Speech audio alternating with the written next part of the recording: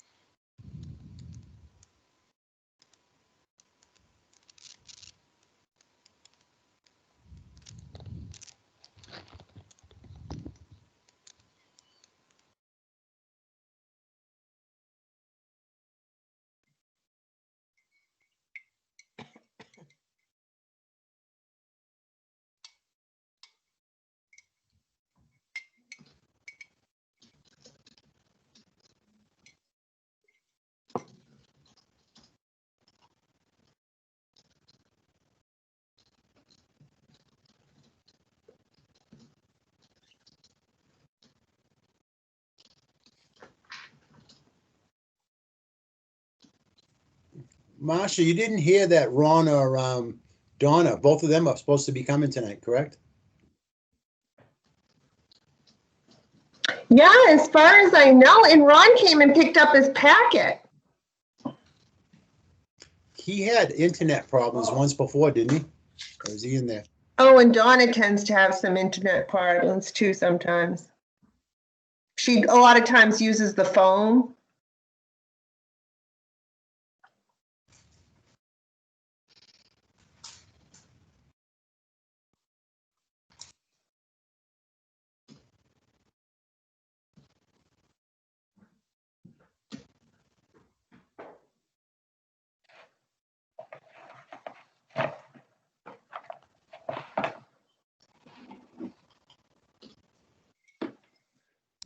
Dawn is trying to get in. She's just having trouble.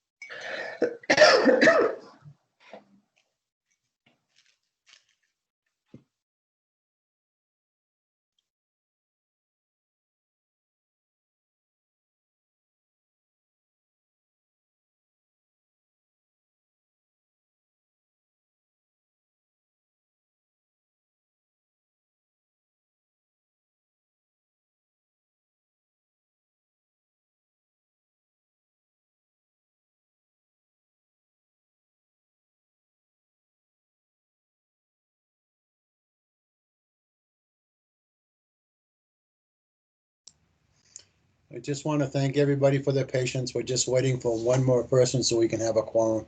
We'll get started as soon as we get one more person here.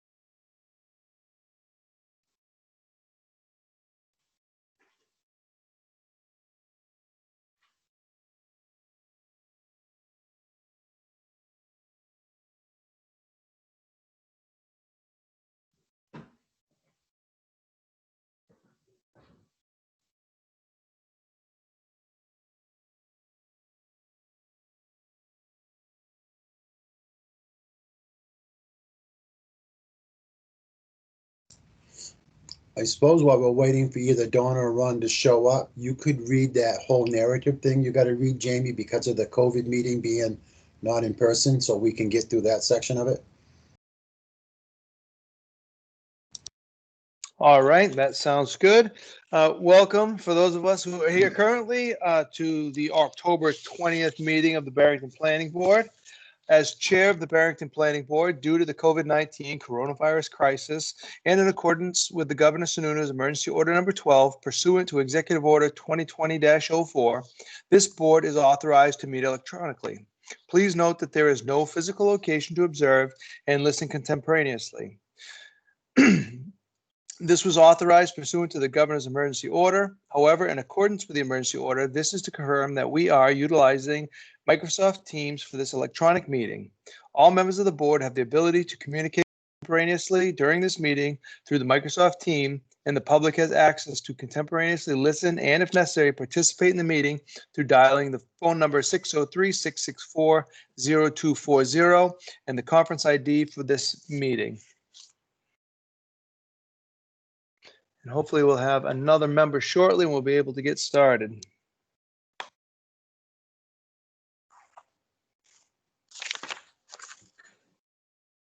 Hello. Hello. Hi. It has not. We are waiting for one more board member to have a quorum. So it'll be, hopefully we'll have someone trying to get in now. So hopefully it'll just be a few minutes longer. Okay. Yeah, there's quite a few of us are on the audio.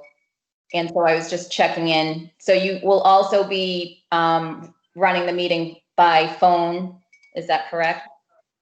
So I will, this medium I'm using currently, the phone calls we can hear over Microsoft Teams, as Okay. well as they can type into the chat box if they're not on video. And we just ask that you mute your phone and to unmute it when you have a question to ask. Gotcha. Okay. So you Thank can hear those that are on the phone. Is that correct? Correct. Okay. If they've dialed that 664-0240 number. Yes. Yep. Then Okay. yes, we will be able to hear them. The problem is nobody on the phone line can hear what you're saying. Barbara, can you speak to that possibly?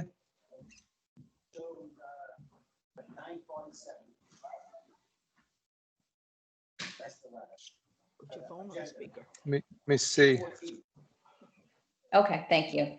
Give me 1 second. I haven't heard that being a problem in the past, so it might be. Yeah. All right, he's checking now to see why the phone people cannot hear what they're saying yet. Many of them are muted. I don't know. There may be confusion around the fact that we've been mostly quiet because we're waiting for quorum. Okay. So They should be able to hear even if we're muted. just the background noise of conversations.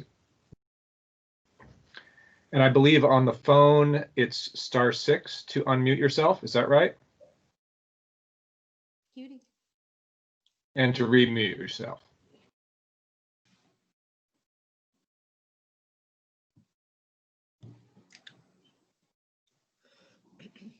The other item would be that when we do get going, we're actually starting with a public hearing on the master plan facilities and utilities chapter. And I believe Jen Sis is here. I'm not, she should be here. I do see her Okay. in the log. And Mary Jo hello, Jen. Hi. Mary Jo, just she's working with the phone on the phones right now, trying to figure out why maybe the audio is not going back that way. Because one of our board members is trying to call in and they can't hear as well. So Yeah, trying to get that ironed out. because there's quite a few people on the phone line that can't hear what's going on.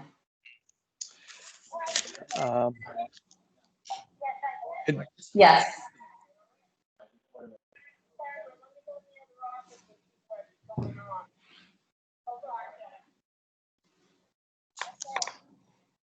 Hi, Donna, can you hear me?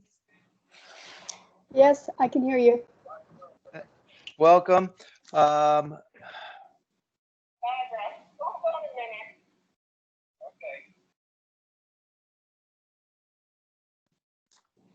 I don't know how to communicate with people that can't hear me on the phone to see if we can.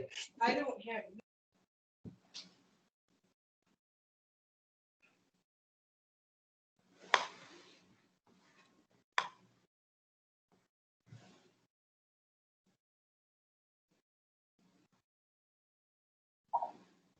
They're working on the technology still. Yep.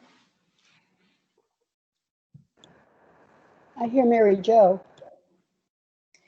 Yeah, Yeah, I'm actually on the computer meeting, the Microsoft meeting. So I think that's why you can hear me. Yeah, Mary Jo, could you check with the people you have on the phone and Mhm. make sure they use the conference ID starting with 539? We got the meeting ID from the pamphlet, the PDF that was sent out. And so, The concern may be that there was another one sent out afterwards and the Okay. number might have been different. So if you All could right. just check with one of the people, if that would confirm or deny if that might be the issue. I think the phone number is not coming through correctly because everybody that's come in that I'm able to let in the meeting has come through their computers. Usually I get a bunch of phone numbers coming in that I can admit, and I don't have any phone numbers tonight like I normally do. yes.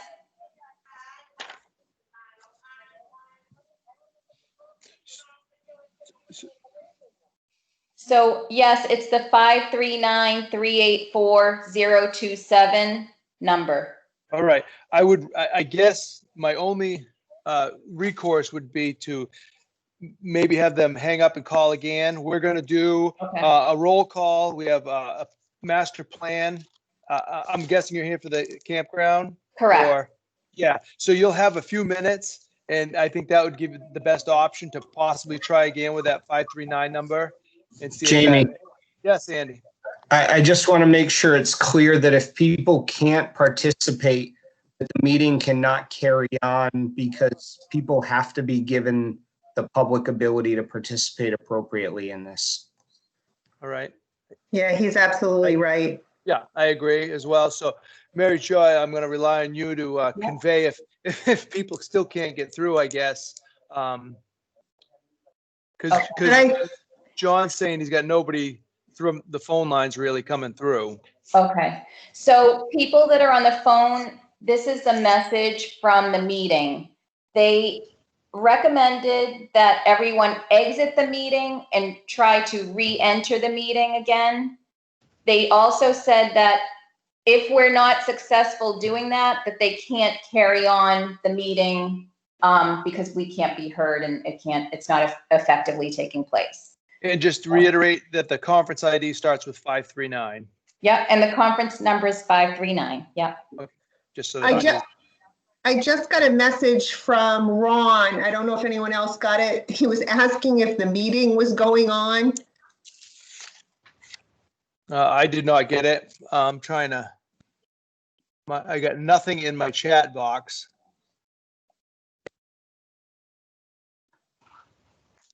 Let me. Do you see anything in your chat, John? Let me. Nothing see. coming across from him. Is he on his computer? Let me see. I'm going to look at my agenda. So if I lose you, let's see if I can see where he's coming in my messages. Yeah, because I went on the agenda thing. Stuff. I've gotten everybody that comes in on the computer, but I'm getting no one with a phone at all. None to let in. Usually they all show us phone numbers when they come in on the phone too. Yeah, he just yeah, he does, and he usually comes in on the phone too, doesn't he? He's just asking me. The thing is, we can't even have the public hearing on the master plan if we can't hold. Yeah, we can't do anything. We can't allow people in. Oh, hold on. Let me see. When I got Donna in, I had her go to the link that went out this morning that Barbara sent, which might have been it should all be the same because she keeps forwarding the same link. I wonder if there's an issue with how the links are set up. Call in too, John? You would think it'd be the same. I came in through the meeting maker. as well today. Yeah, I did the agenda. I don't know. All right, so we've re-entered, I've tried to re-enter through the phone. I don't know if I'm coming through as having access yet. I don't have any phone numbers coming up at all on my page, and usually I see all the people that come in their computer on the phone so I can allow them in. So for some reason, it's not coming across to what we have for a meeting holding here. It's almost like the people are trying to go to a different meeting. I'm not sure what we need for a link for them to come to this one. We have Todd waiting in the lobby. I don't see, yeah, I got Todd in my lobby, so I'll I let him think in. Okay. people, what you're hearing in the background is my computer. I'm trying to sort of work with the people via sort of like a Google chat. But all the people that can't get in are trying to get in through the phone, correct? Yes, I can. They're talking about the technology issues and trying to figure that out. I sent a message back to Ron and let him know we are having trouble. What were you saying?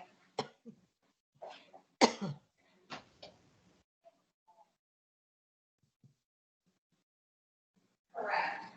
But they won't run the meeting if everybody cannot access the meeting. They said they can't do that.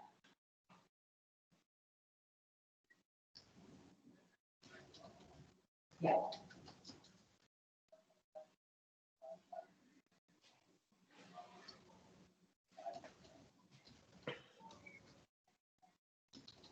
Okay.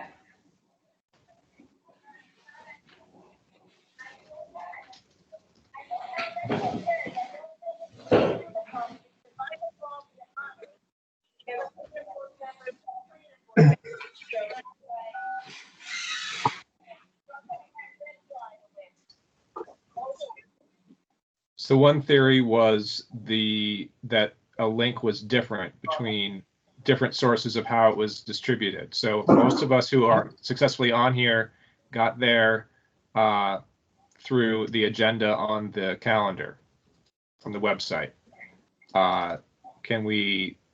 What other ways would people have found that link? And could there be any discrepancy? We got the link that was forwarded. I just want to see where, let's see, it was Barrington Planning Board meeting. It's just a PDF actually. What time, can you tell what time it was sent so we could figure out if there was two different ones then? I can't tell because it was forwarded to us from somebody in the Swains Lake Association.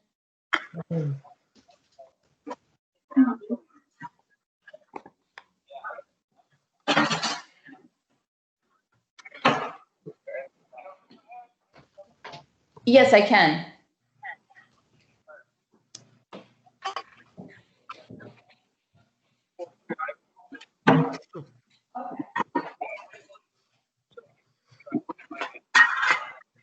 Yeah.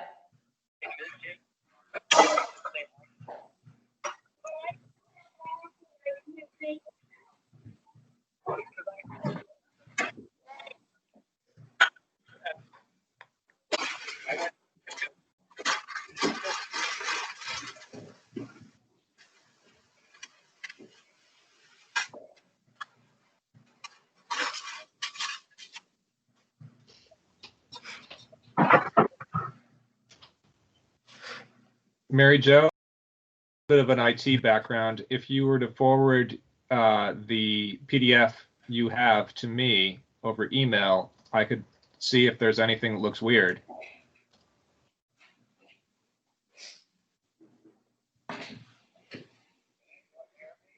I can hear you. So Mary Jo? Yes. Hold, I'm just going to explain to everybody where we're at. Just a second. I'm just going to talk to them. Okay, I got Connor on the line. He's able to get into the whole link that Barbara's on with all the people with the phone.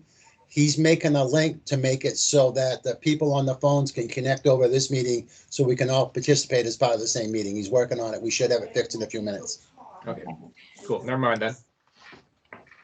And Jen says she's standing by.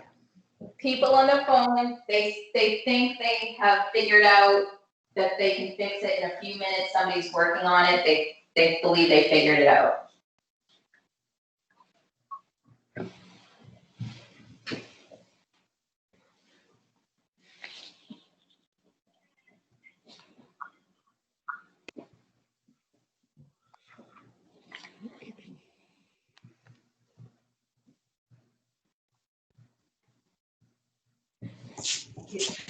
Hey, Marcia, Yeah, what's your opinion? If I could hear on the phone, the abutters on the phone and the board members on the computer, can I effectively convey what they're saying, or would that be not adequate?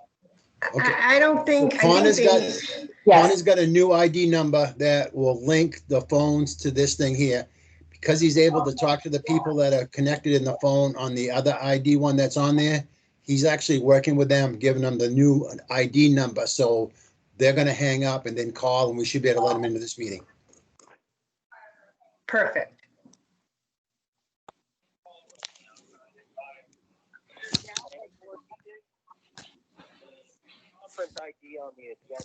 I just want to thank everybody for their patience once again as we work through this.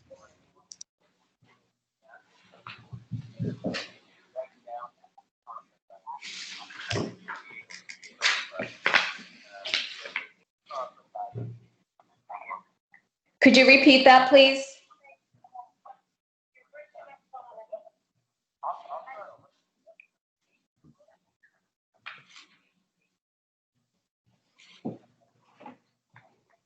Okay.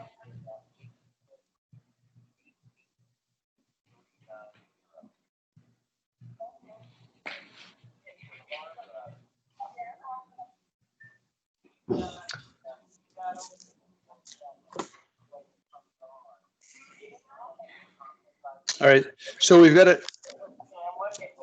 Just so everybody knows what's going on. If you're not speaking, if you could keep your microphone muted because we're a little bit chaotic. We're getting a new conference ID number for the phone-in people that are on their phones. We'll just try to be patient for a few more minutes here while they call in. If you know someone that needs that link, please let me know. I will type it into the message box. I don't know if anybody will get that, but I'll just read it off in case anybody's interested. 802-882-390. And that's just for phone in. And with a pound at the end. 802-882-390 pound. And if anybody knows someone that's trying to get in and struggling, please let us know. Jamie, do we have enough board members? Yes, we do. Yep. Ron's on the phone. He's calling in. You give us 4 and Ron will give us 5. So we're good to go. I just had my first phone one come in. We should be filling in here really quickly. Yeah, I got 3 more now. So that the phone now is starting to come through. Now the question is, will we be able?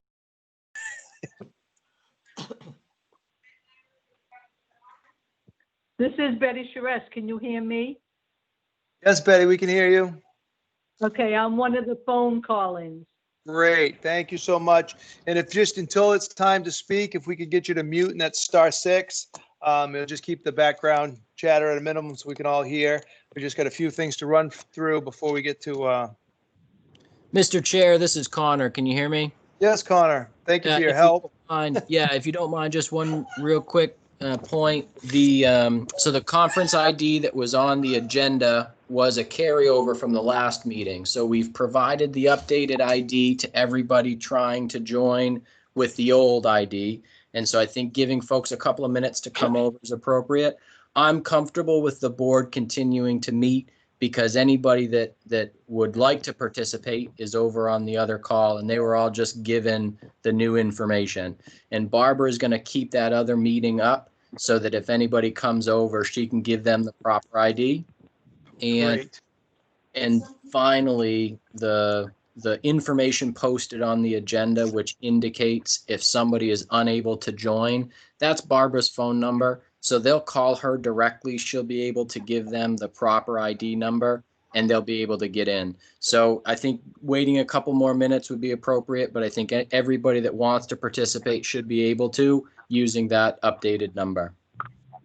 Very good, thank you. I will, start. We will do a roll call and we can slowly proceed and get started. My name is James Jennison, I'm the chair. Jeff Brand is absent tonight. Steve Diamond.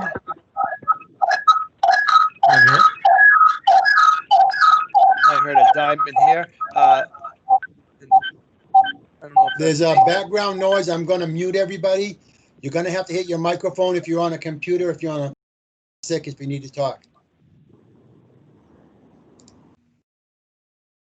So I just muted everybody. So if anybody needs to talk, you got to either go to your mic or do *6 if you're on the phone, because that way the background music noise was limited.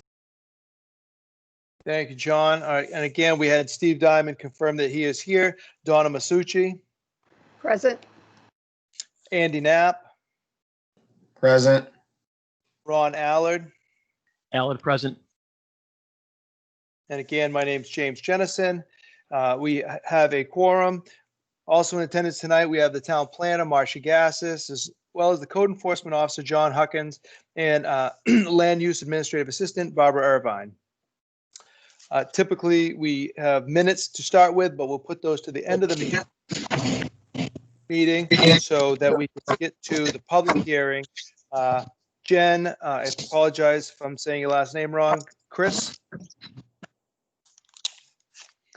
Hi, Jen. Hi, how are you? Sis. Very good. Thank you for taking the time and being patient with us as we Not a hammered out problem. that technical glitch. So whenever you're ready, I think we're ready to proceed. All right, thank you. So I've been asked to give you just a little update here. So by introduction, I am Jen Sis. I'm Executive Director at the Stratford Regional Planning Commission, sitting in for our Principal Planner, Kyle Pimentel, who was the lead staff planner working on the master plan update here. So before you tonight, you have the draft critical facilities and utilities chapter. This is an entirely new chapter and is not an update to an existing master plan chapter. Going back to 2015, this is the 5th master plan chapter that Stratford Regional Planning Commission has worked on with the town. The previous chapters have included existing land use, housing and demographics, economic development, and the community vision. So just a little overview of the process that was undertaken to develop the draft that is up for hearing tonight. It was prepared by SRPC under the guidance of the town's master plan subcommittee that began meeting in December of 2018. The committee helped to identify some key stakeholders to be interviewed and critical information to be collected. Kyle, in particular, met with several different individual department heads over the course of several months to get their feedback on what they needed. For example, building upgrades, staff capacity, and equipment. This information was used to generate an overview of existing facilities, staffing, and associated supporting statistics such as response times for emergency services. For the schools, we met with the superintendent, a school board member, and the person in charge of building grounds to develop that section of the chapter. So not necessarily a department head in that particular instance. As each component was drafted, it was then in turn shared with the subcommittee for their review and discussion. Moving forward, let's see, the only section that wasn't created explicitly as part of this update was the recreation section. The town had just recently worked with a consultant to develop a needs assessment and strategic plan, and that was used to document that section and component of the chapter. So After the 4 subcommittee meetings and all of the interviews, the draft was presented to the planning board back in July, at which time I was filling in as well.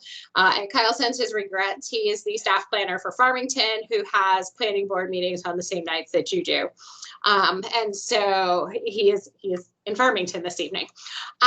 So presented in July, received some feedback, made a series of updates that you'll see in the red track changes throughout the document. Those edits and revisions were sent to Marcia for review, and then some follow-up from there. And what you have is the edited version this evening. So for each section, there is a series of future needs and recommendations that were generated using guidance from the department heads in those interviews. And those are intended to provide high priority actions to be implemented by the town over the course of the next 10 years. As they were generated, all the draft recommendations were then sent back to each of the departments for their review and comments, and subsequently reviewed by the subcommittee and yourselves back in July.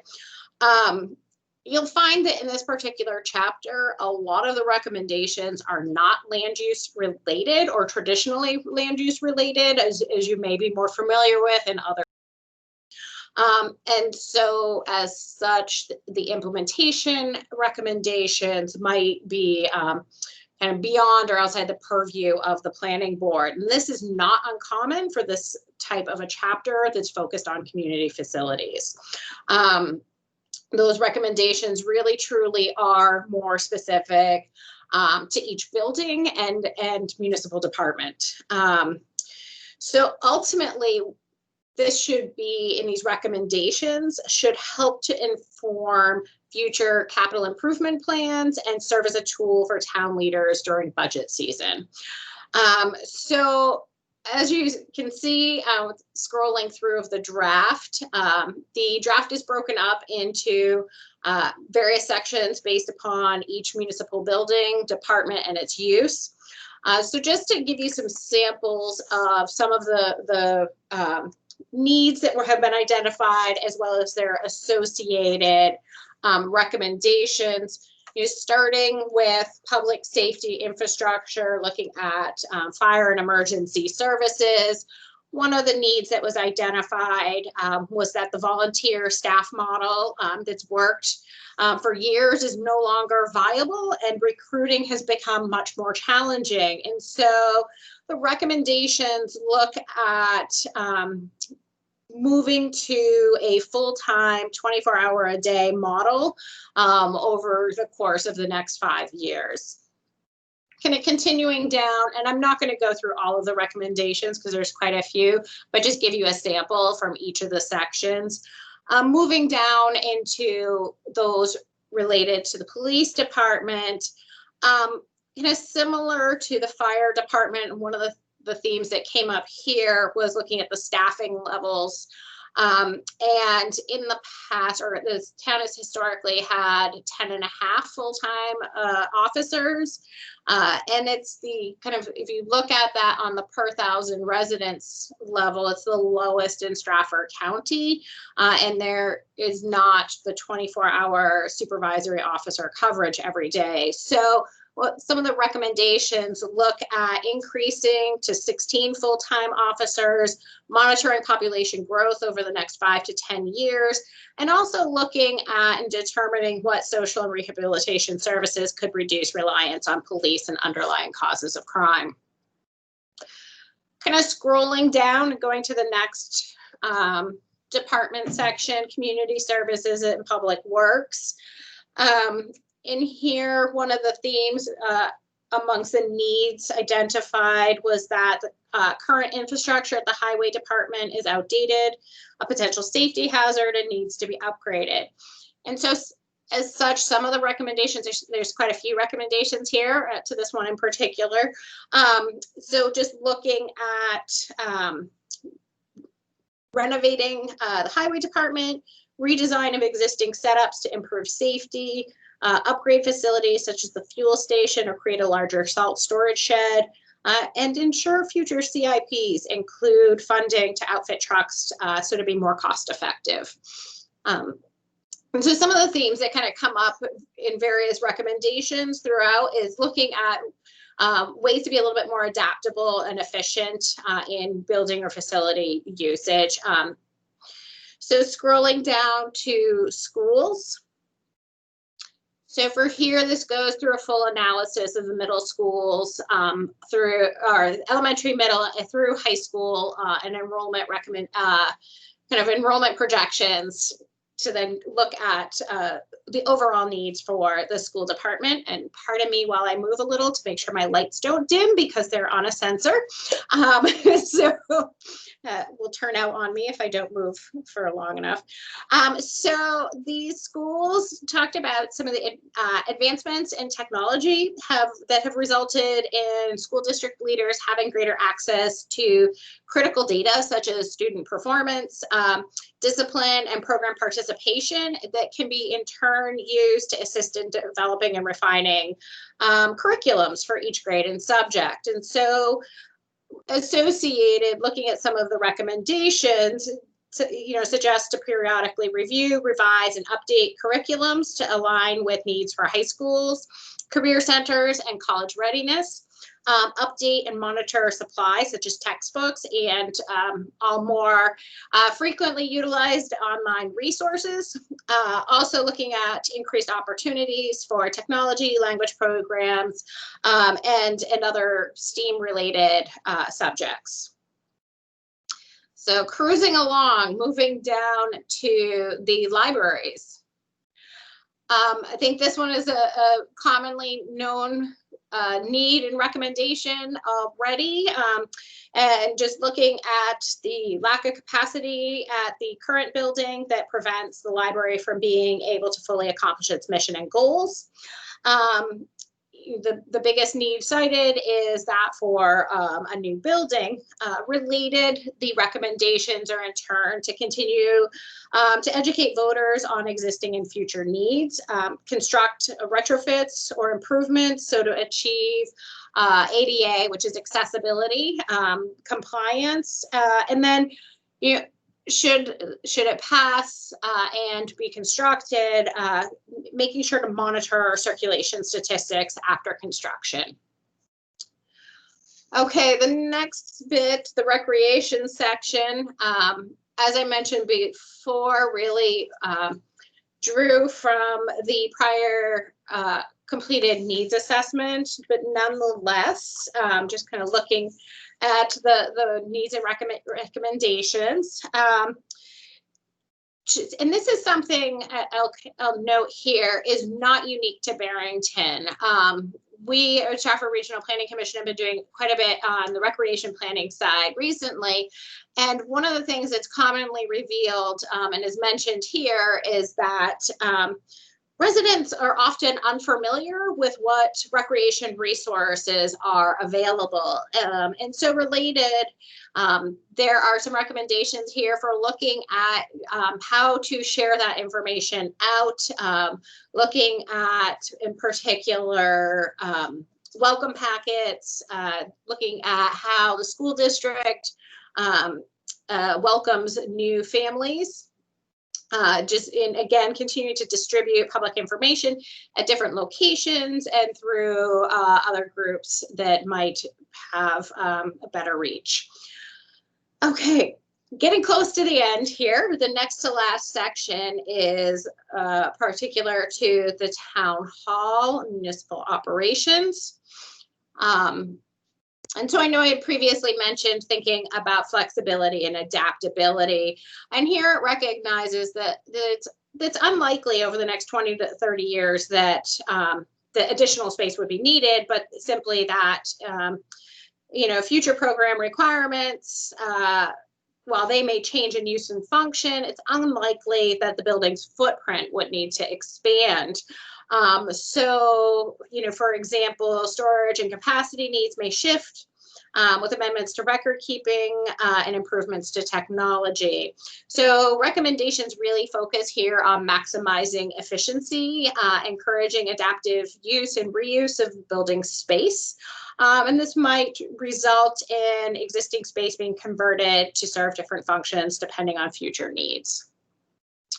The last section here addressed is utilities. And so in this section, this is something that's often significantly beyond municipal purview. So it doesn't necessarily have kind of as robust a section of needs and recommendations, but does suggest and encourage utility lines to be buried concurrent with major road renovations or new road construction. Advocate for local and sustainable energy sources, improve cell coverage in conjunction with emergency services improvements, and to ensure high quality internet connections and potentially public Wi-Fi. So quite a bit, 46 pages of content there compressed into a matter of maybe, I think, 10 minutes. So that, I think, concludes just the overview of the community facilities and utilities chapter. Thank you, Jen, for that. I appreciate you taking the time to explain all that to us. If the board has any questions for Jen.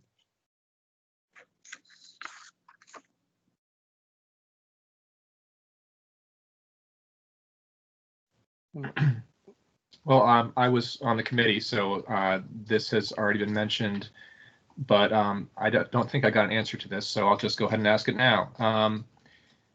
What was it? So I was puzzled about the bit in the police section, part-time officer retirement model, where he's talking about double dipping. Mm-hmm.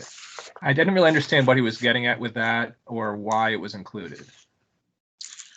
I mean, I can explain a little bit about it from kind of a larger policy perspective. And I know this is not something that's necessarily unique to the police department. I know that a lot of state agencies struggle with the same thing.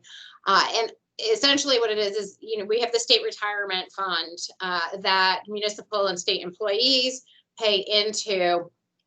And then what will happen and what has historically happened is an employee will get to the point where they can retire under that retirement program and do so.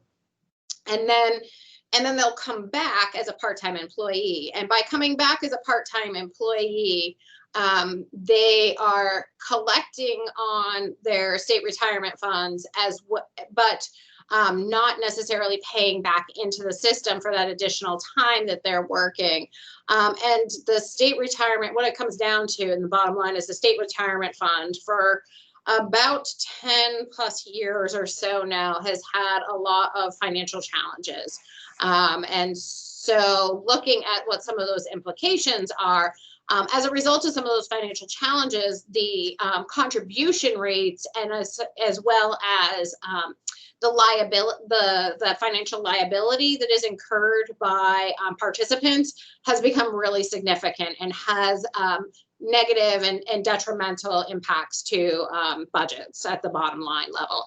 And so while this may have been a cost-effective approach, has really kind of come back since to have a bigger cost to communities and state agencies. So what do we do about that? What on a local level is, how can we apply this information at a local level effectively? Yeah, and that's a really good question. And again, I guess it comes down to local and political will. But I know there has been some pushback at a larger level to hiring back prior employees after retirement. I see. So it's a policy question on whether or not towns Correct. are willing to hire part-timers who are former retirees. Okay. Correct. And just to wrap up what I wanted to add while I'm while I'm talking. In general, I like a lot of what's here. It does, of course, current events of the pandemic and so forth always raise questions for me about how current it is. It will be, it's out of date instantaneously. So that's kind of a nature of the beast, but it's useful, I think. I wonder about the reliance on mutual aid, given the, at times, very high wildfire risk we have experienced, but not had those fires, but at least had the possibility that they could occur. We might not be able to rely on mutual aid in a major emergency of that sort. And I also was wondering about response times for emergency services. It's perfectly good enough, perhaps now, assuming the COVID situation doesn't get worse. And finally, in light of COVID and our reliance on internet connectivity, I felt like the utilities section might have deserved a bit more attention. But in general, I thought it was pretty good. That's my broad summary. Great. Thank you, Steve. Yeah, I know internet is always an issue in town here, and I don't know how we fix that, but any of the other board members have comments they'd like to make? Jamie, if they don't, this was posted as a public hearing because we're trying to work towards adoption. It's been quite a while. So I would open the public hearing and see if any of the guests that we do have guests out there, if they have any comments that they'd like to make. Absolutely. If the board has no other comments, I will open public comment at this time. If anybody is out there that would like to make a comment on the facilities and utilities chapter of the master plan, we'd love to hear them. And *6 if you're on the phone to unmute.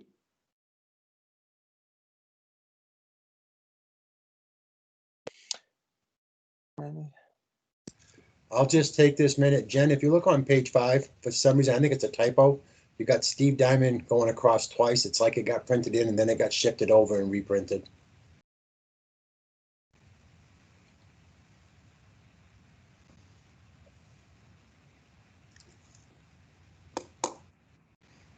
We will definitely double check that on the version that I have printed. That's not occurring, but I will definitely double check.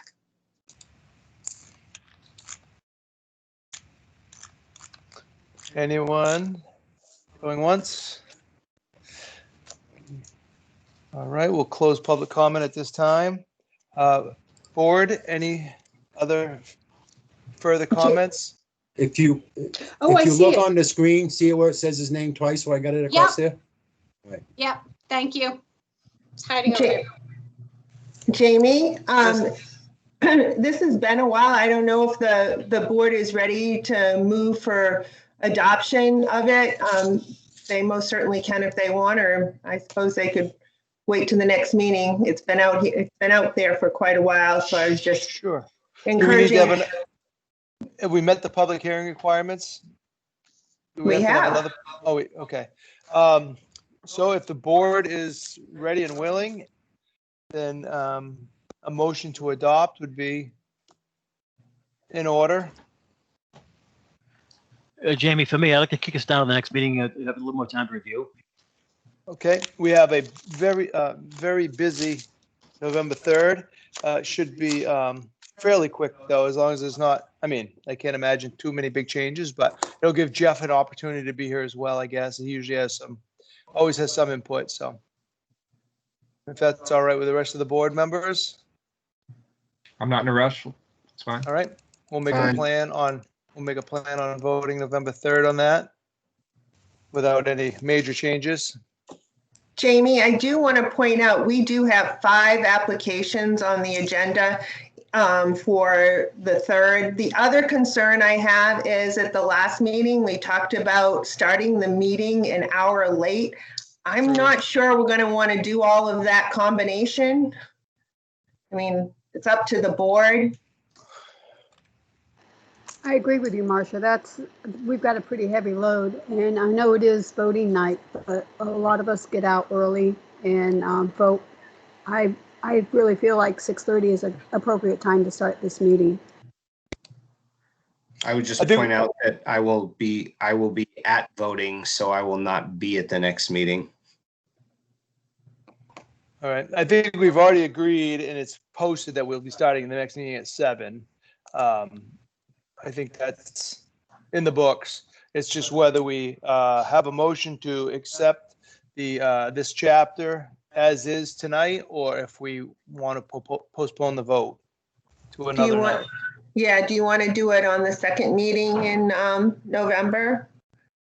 Yeah, that sounds good. I just, I'd love to get this done, but I don't want to rush and I don't want to keep people up to midnight either. Right. So- All right. That sounds good. I think we have a couple people that would like to wait, so that seems like a good compromise.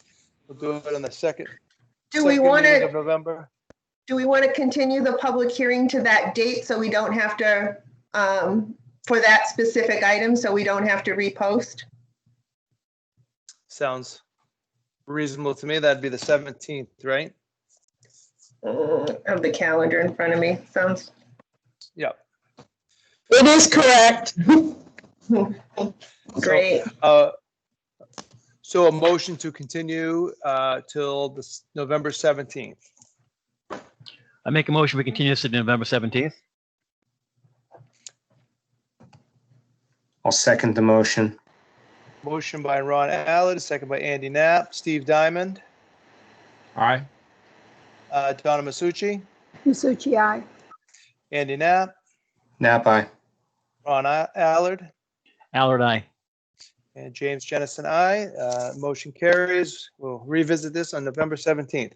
Thanks again, Jen. Appreciate you coming out tonight. All right, and I'll see you on the 17th.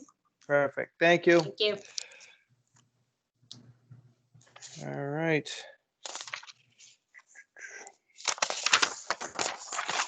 Next, we have 121-28-GR-20-SR, Mr. Todd Green, Barrington Shores LLC. Do we have Mr. Green with us tonight? Or Ray Bisson? This is Gregory Worth on behalf of Todd Green. Hi, Greg. Thank you for coming tonight. Thank you for being Certainly. patient. My pleasure. All right. Whenever you're ready. Thank you. As I indicated, my name is Gregory Worth. I'm an attorney here in Dover. I have the pleasure of representing the applicant, Barrington Shores LLC. What is on the agenda for this evening is the public hearing with respect to what is an existing non-conforming campground.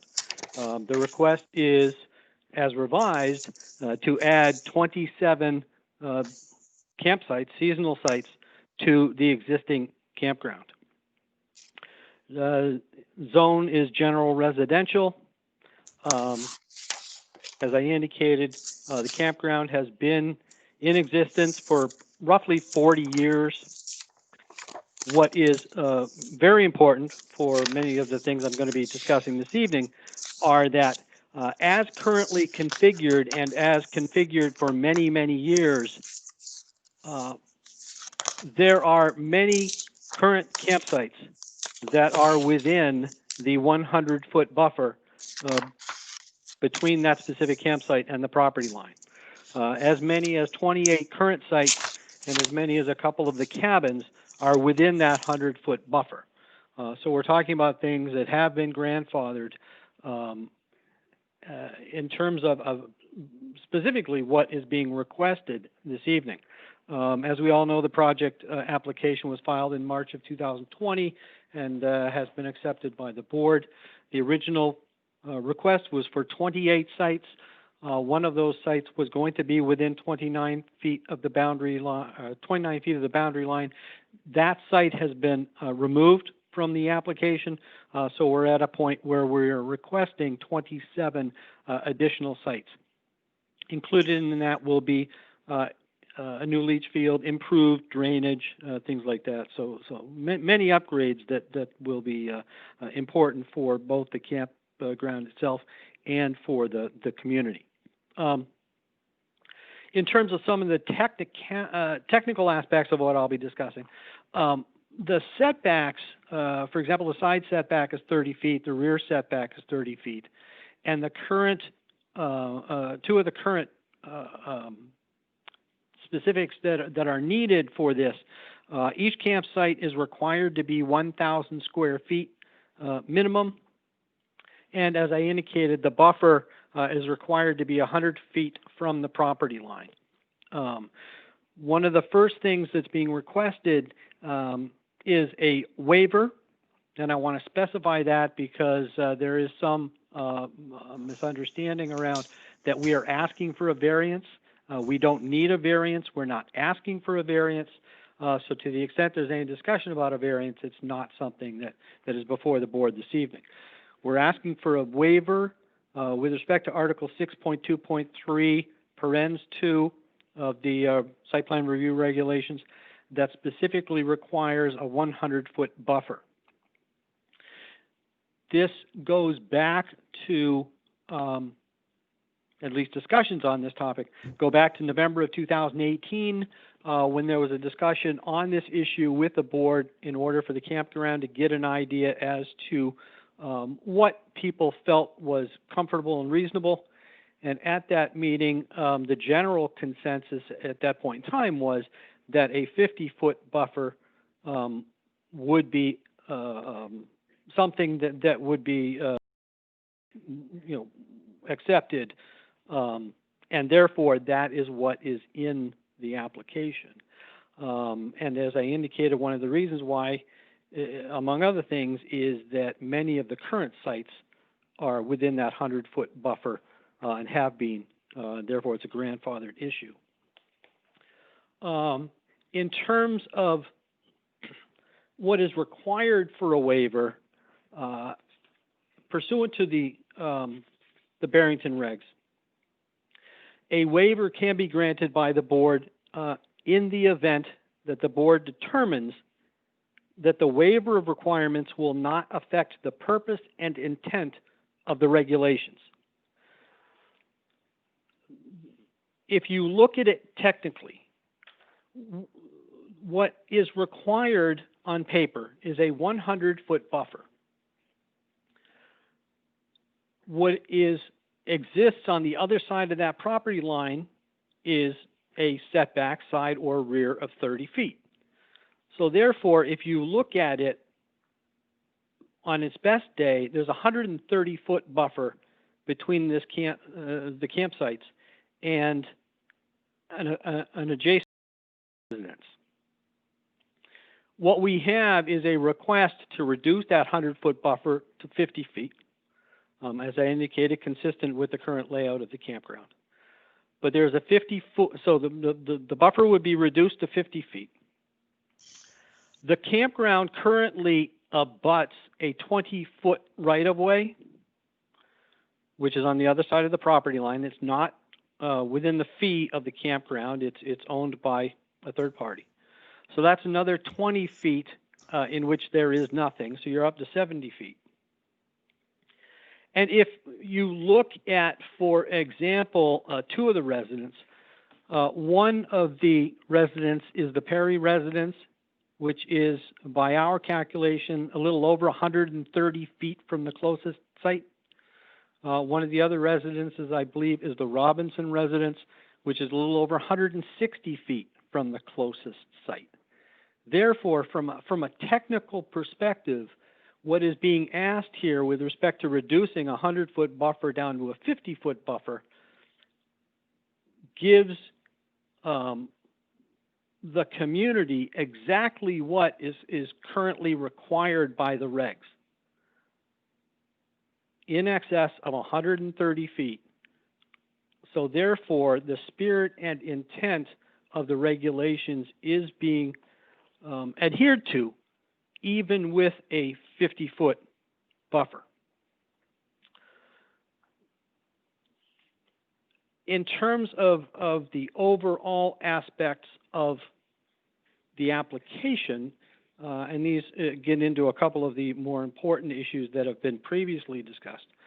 The Barrington Shores has spent a great deal of time discussing this matter with both foresters and arborists to ensure, number one, that it's aesthetically pleasing, that it's safe, that it provides people with the look that would be pleasing from both the perspective of the campers and abutters.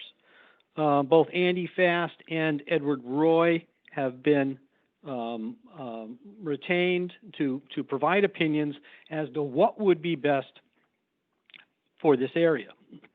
Those letters from each of those gentlemen have been submitted with the application, and they will be part of the project in terms of moving forward to make sure that what people are looking for and what they expect is what happens. Not only have there been significant discussions with those two gentlemen, but there have also been significant discussions with the abutters on that side, including people who do not specifically abut the campground, such as the Perrys. And we've attempted to incorporate into the planning as much as we could consistently in terms of what those abutters had looked for in terms of making this aesthetically pleasing. And therefore, if you look at the plans and look at those two letters from the arborist and the forester, we do have a significant proposal in terms of the vegetative buffer. There will also be included in there a rough-hewn fence that will not go all the way around because, for example, at one point in time, I believe in reviewing some of the minutes, Mr. Perry had indicated that he did want a fence, and then at one of the later meetings he indicated he didn't want a fence. So what we've done is we've run that fence down to the back, but not completely around the corner, to try to take into account the desires of the various abutters.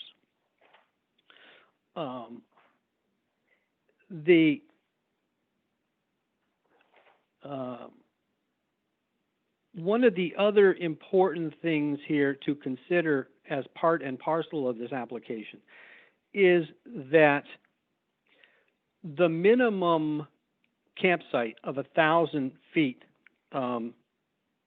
is not part of this proposal.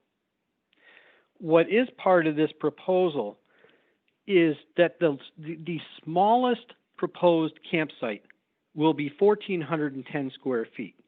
So in excess of 40% larger than what is required. And there's only one of those. The largest proposed site is 2,250 square feet. So 225% of what is required. These sites will be significantly larger than what is required for a number of reasons. Number one, it's aesthetically pleasing to all. It gives people, I think, a better camping experience. It doesn't jam as many RVs as you could possibly put into a small area so that it looks like downtown New York. And I think that's very important in terms of what is being proposed. I went over the fact that the closest site, for example, to the Perrys is in excess of 130 feet, and to the Robinsons is a little over 160 feet. And I think, as I indicated, that's important not only because the current technical requirements of the regs are being complied with even with a 50-foot buffer, but also because at that distance, it maintains the aesthetics and it maintains what has been in existence for 40 years. And that's a very well-run campground on an almost 25-acre parcel.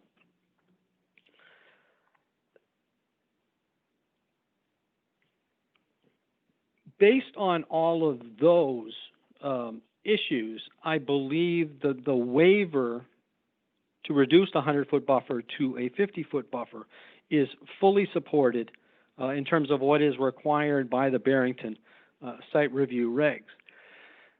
The other waiver that's being requested, and this is more technical, but it's Article 471, which reduces the minimum allowable diameter of the storm drainage system from 15 inches to 12 inches. There's a number of reasons for that. The detention basin is not being driven on and is structurally sound. There's more than adequate capacity in a 12-inch pipe to do what is necessary. The drainage system will be cleaned regularly, and there's no specific benefit for a drainage system in a road to be 15 inches. It is a private system. It's not going to cost the town anything to maintain. And therefore, from an engineering standpoint, from an operational standpoint, and from an economic standpoint, it just makes a great deal of sense to reduce the 15-inch requirement to 12 inches. So that would be the second waiver that would be requested of by the applicant. And again, same standard, are we meeting the spirit and intent of the regulations? And clearly, I believe that the applicant is with respect to that second waiver. Excuse me. In terms of the broader issue of a conditional use permit, as I indicated, the proposal is for 27 sites. It is a current non-conforming use. It's a current non-conforming use that is not being changed to another non-conforming use. It's not being extended or enlarged to occupy a greater area of land, and it's not being moved in whole or in part to any portion of the lot other than that occupied at the effective date of adoption or amendment of the zoning ordinance. This is a 25-acre parcel. It has been used as a campground for 40 years. Now, there haven't been sites here, but it's part of the campground. It's been used as part of the campground. The only difference is at this point in time, we're asking for to be allowed to add 27 sites on this side of the 25-acre parcel. In terms of the law, the New Hampshire Supreme Court has indicated, with respect to the nonconforming use doctrine, that it's intended to be flexible and must allow a landowner to reasonably modify and even expand an existing nonconforming use in accordance with organic growth and the development of its business. And that's a 1982 decision with respect to Town of Hampton versus Brust. The Supreme Court has indicated that there's basically a three-part test that we can look at. The extent to which the challenged use reflects the nature and purpose of the prevailing nonconforming use. In this case, they're exactly the same. What we have as a campground, what we're proposing as a campground on the same site. Second part of the test is whether the challenged use is merely a different manner of using the original nonconforming use or whether it constitutes a different use. It's not a different use, it's exactly the same use. Number three, whether the challenged use will have a substantially different impact upon the neighborhood. And the clear answer is no. 4.8 acre parcel that has been used as a campground for 40 years. It's going to continue to be used as a campground. The only difference is the internal portion of that lot is going to now include an additional 27 lots, each of which will be larger than what is required and will be placed so to maintain the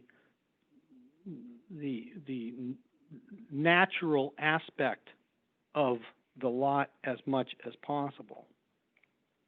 If you take into account the efforts that have been made with respect to the visual buffers and the proposed fence that will be in place, there will be no impact upon the neighborhood. In fact, it is very possible that no one of the abutters will be able to see, once that visual buffer is established and the fence is in, will be able to see any of these sites. If they do, it may be one site, or it may be people hiking through the woods, but they've been able to see people hiking through the woods for 40 years, so that will not be changed. For each of those reasons, from a legal perspective, I believe the applicant is entitled to expand its pre-existing non-conforming use as a campground. That being said, there's been an extensive discussion on the 9 elements of a conditional use permit, and it's clear to me that the applicant meets each of those 9 elements. Number 1, it's an allowed use with a current use permit. It's in the general residential district with a conditional use permit. A commercial recreational facility is allowed. Number 2, will it comply with all requirements of the ordinance? The answer is yes. Number 3, will it materially endanger the public health or safety? And the answer is absolutely not. In fact, I believe Police Chief George Joy has indicated he has no real opinion one way or the other on the issue, and Fire Chief Walker indicated that he did not note any danger to public health or safety. With respect to number 4, it will not substantially devalue abutting property. The applicant has provided the board with 2 opinions of local realtors, one Peter Dealey of Coldwell Banker, the second Maria Shute of Remax, both indicating that taking into account what is being proposed, they don't see any negative impact on values on abutting properties. And you have to, again, remember that this campground has been there for 40 years. This campground pre-exists most of the abutters. I believe that possibly 2 of the abutters may pre-exist a campground, but most of the abutters, the campground was there when they moved into the neighborhood. Therefore, they bought in knowing there was a campground there. Their house was or lot was valued based on a campground being there, and that's not going to change. With respect to number 5, is it compatible with the neighborhood and with adjoining or abutting uses in the area? Absolutely. As I said, the campground's been there for 40 years. There's nothing changing. Number 6, will it have a substantial adverse impact on highway or pedestrian safety? The answer is no. Farwell Engineering conducted a traffic impact analysis in April, and there was minimal traffic impact with respect to the addition of the proposed 27 sites. With respect to number 7, a substantial adverse impact on the natural or environmental resources for the town. You have to remember that what this is a seasonal campground. To say it's a 6-month activity is probably pushing it. I'm a camper. I have been for a while.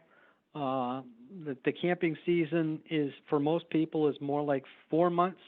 For those who are a little hardier, it may go an extra month or 2. So that's 50% of the year right there. Even if you take that into account and say, okay, we'll go the full 6 months, campsites are not occupied 7 days a week, 365 days a year. They are rented on a seasonal basis, so the campers have the right to be there. But in most instances, they're there for a week or 2, and they take the rest of the summer off. Some are there all season, but many times you're not there during the week, you're only there on weekends. So in terms of generalities, the use during the week roughs out to about 25%. On the weekend, it approaches closer to 100%. But again, 2 out of 7 days, you're looking at closer to 100%. The other 5 days at 25%. So the real use here is minimal when compared to your single-family residence or anything like that.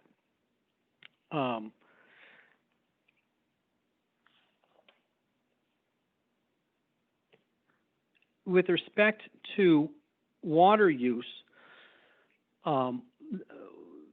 the information that we've been provided to date by the local water district, for example, in November of the November 2018 meeting, Rick Petrie, the commissioner, and indicated that he wasn't opposed to the campground. The only thing that has come up in the interim is that the water district has had one of their wells. Little unusual, but so we are, as we sit here, waiting for them to provide us with confirmation that the water will not be an issue. They don't believe it will be, but that's something they're looking into in terms of the bringing of that well 100% online. In terms of what we've looked at for numbers, the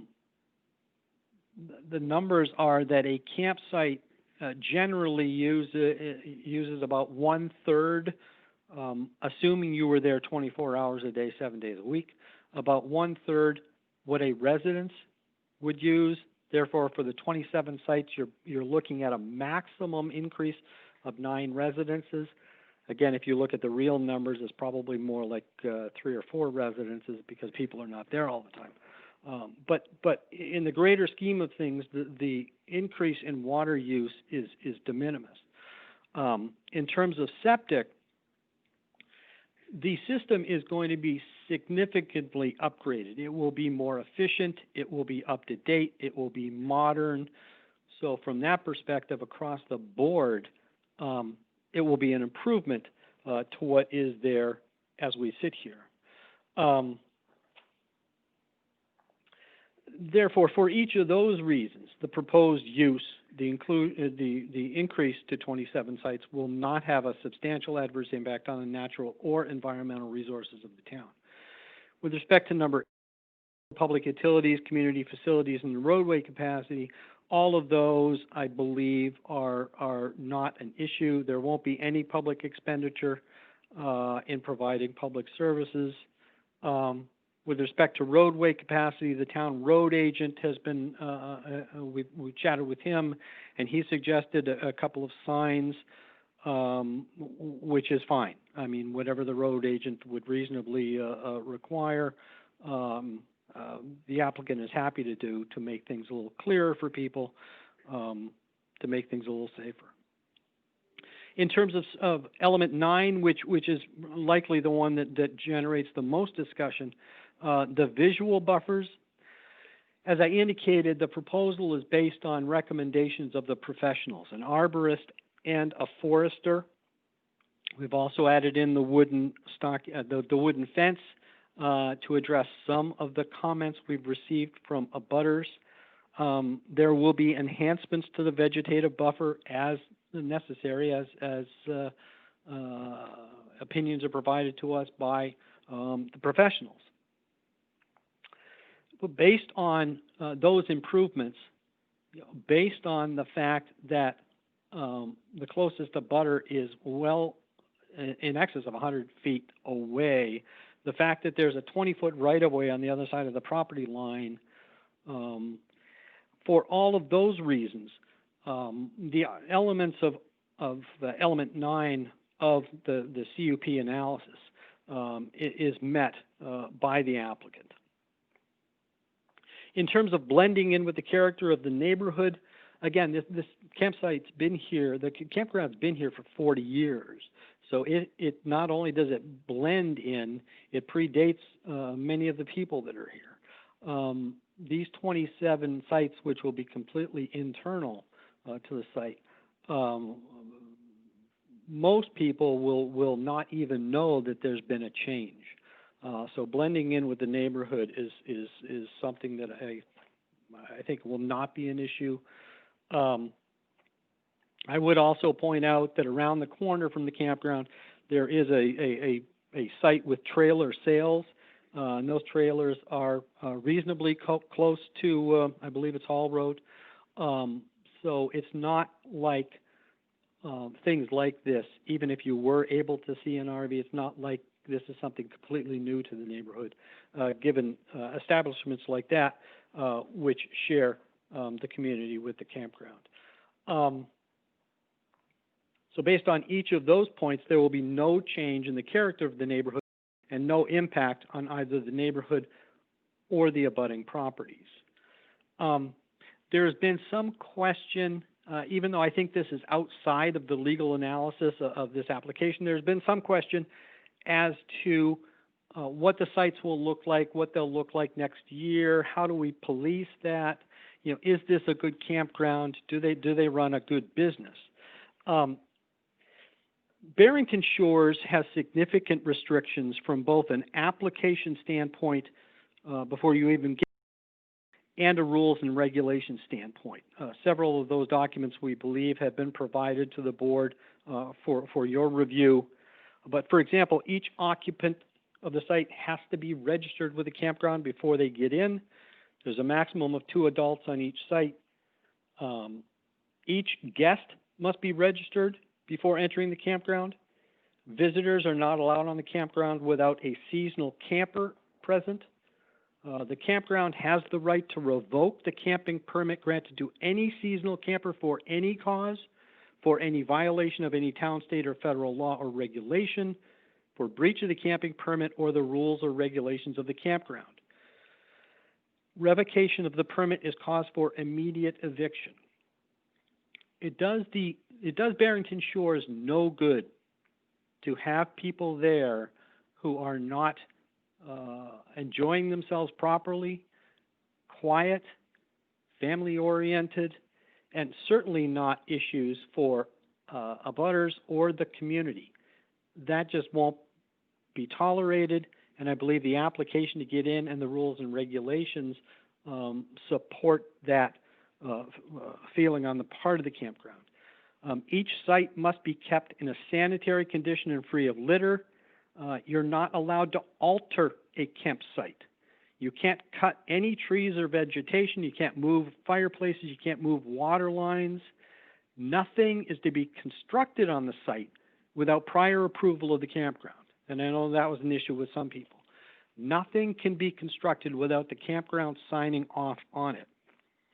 There are regulations with respect to having wood piles on the site. These regulations are fairly stringent, and they're stringent for a reason, and that's to keep this a well-run, aesthetically pleasing campground that can be enjoyed by many, many campers for many, many years. There's regulations with respect to pets. There's a quiet time with a zero tolerance policy. There are regulations with respect to the origin of firewood. I mean, there aren't too many stones that have been left unturned. What it comes down to is respect for people who are using a campsite, for everyone else, fellow campers, abutters, other residents of the town. Barrington Shores is and will continue to be very selective in campers and in its monitoring of the use of its campsites. I believe that there have not been any problems, and I think that comes from the fact that they monitor fairly closely what goes on. I believe, lastly, there's been some question as to the use of boats on the shores. To some extent, this is not part of the application. There is approximately a 125-foot section of the shore that has been used by the campground for many years. It's a pre-existing, non-conforming, grandfathered use. And so the campground has been able to use it, can use it today, and will continue to be able to use it tomorrow. That's not going to change. The amount of area is not being expanded. The number of tie-ups for boats is not being expanded. Nothing is being expanded. And that's why I say that to some extent it's really not a part of this application. That being said, again, Barrington Shores, here's what people are saying, and in terms of attempting to continue to be a good neighbor and to run a quality business, they are more than willing to put up signs to the extent of that 125 feet, the same area that has been used for years, indicating that there are no boats beyond that point. I would like to point out to the board that I believe there are abutters, nothing to do with the campground, but abutters who lease out space to boaters. That has nothing to do with us directly or indirectly, so it's nothing that we can get involved in, but that should be taken into account in terms of what you see when you're out in the area. The only thing that we can deal with is roughly 125 feet that we have had and will continue to have the use of. We will continue to police, and as I said, that's not being expanded. It's the same as what has been there for many, many, many years.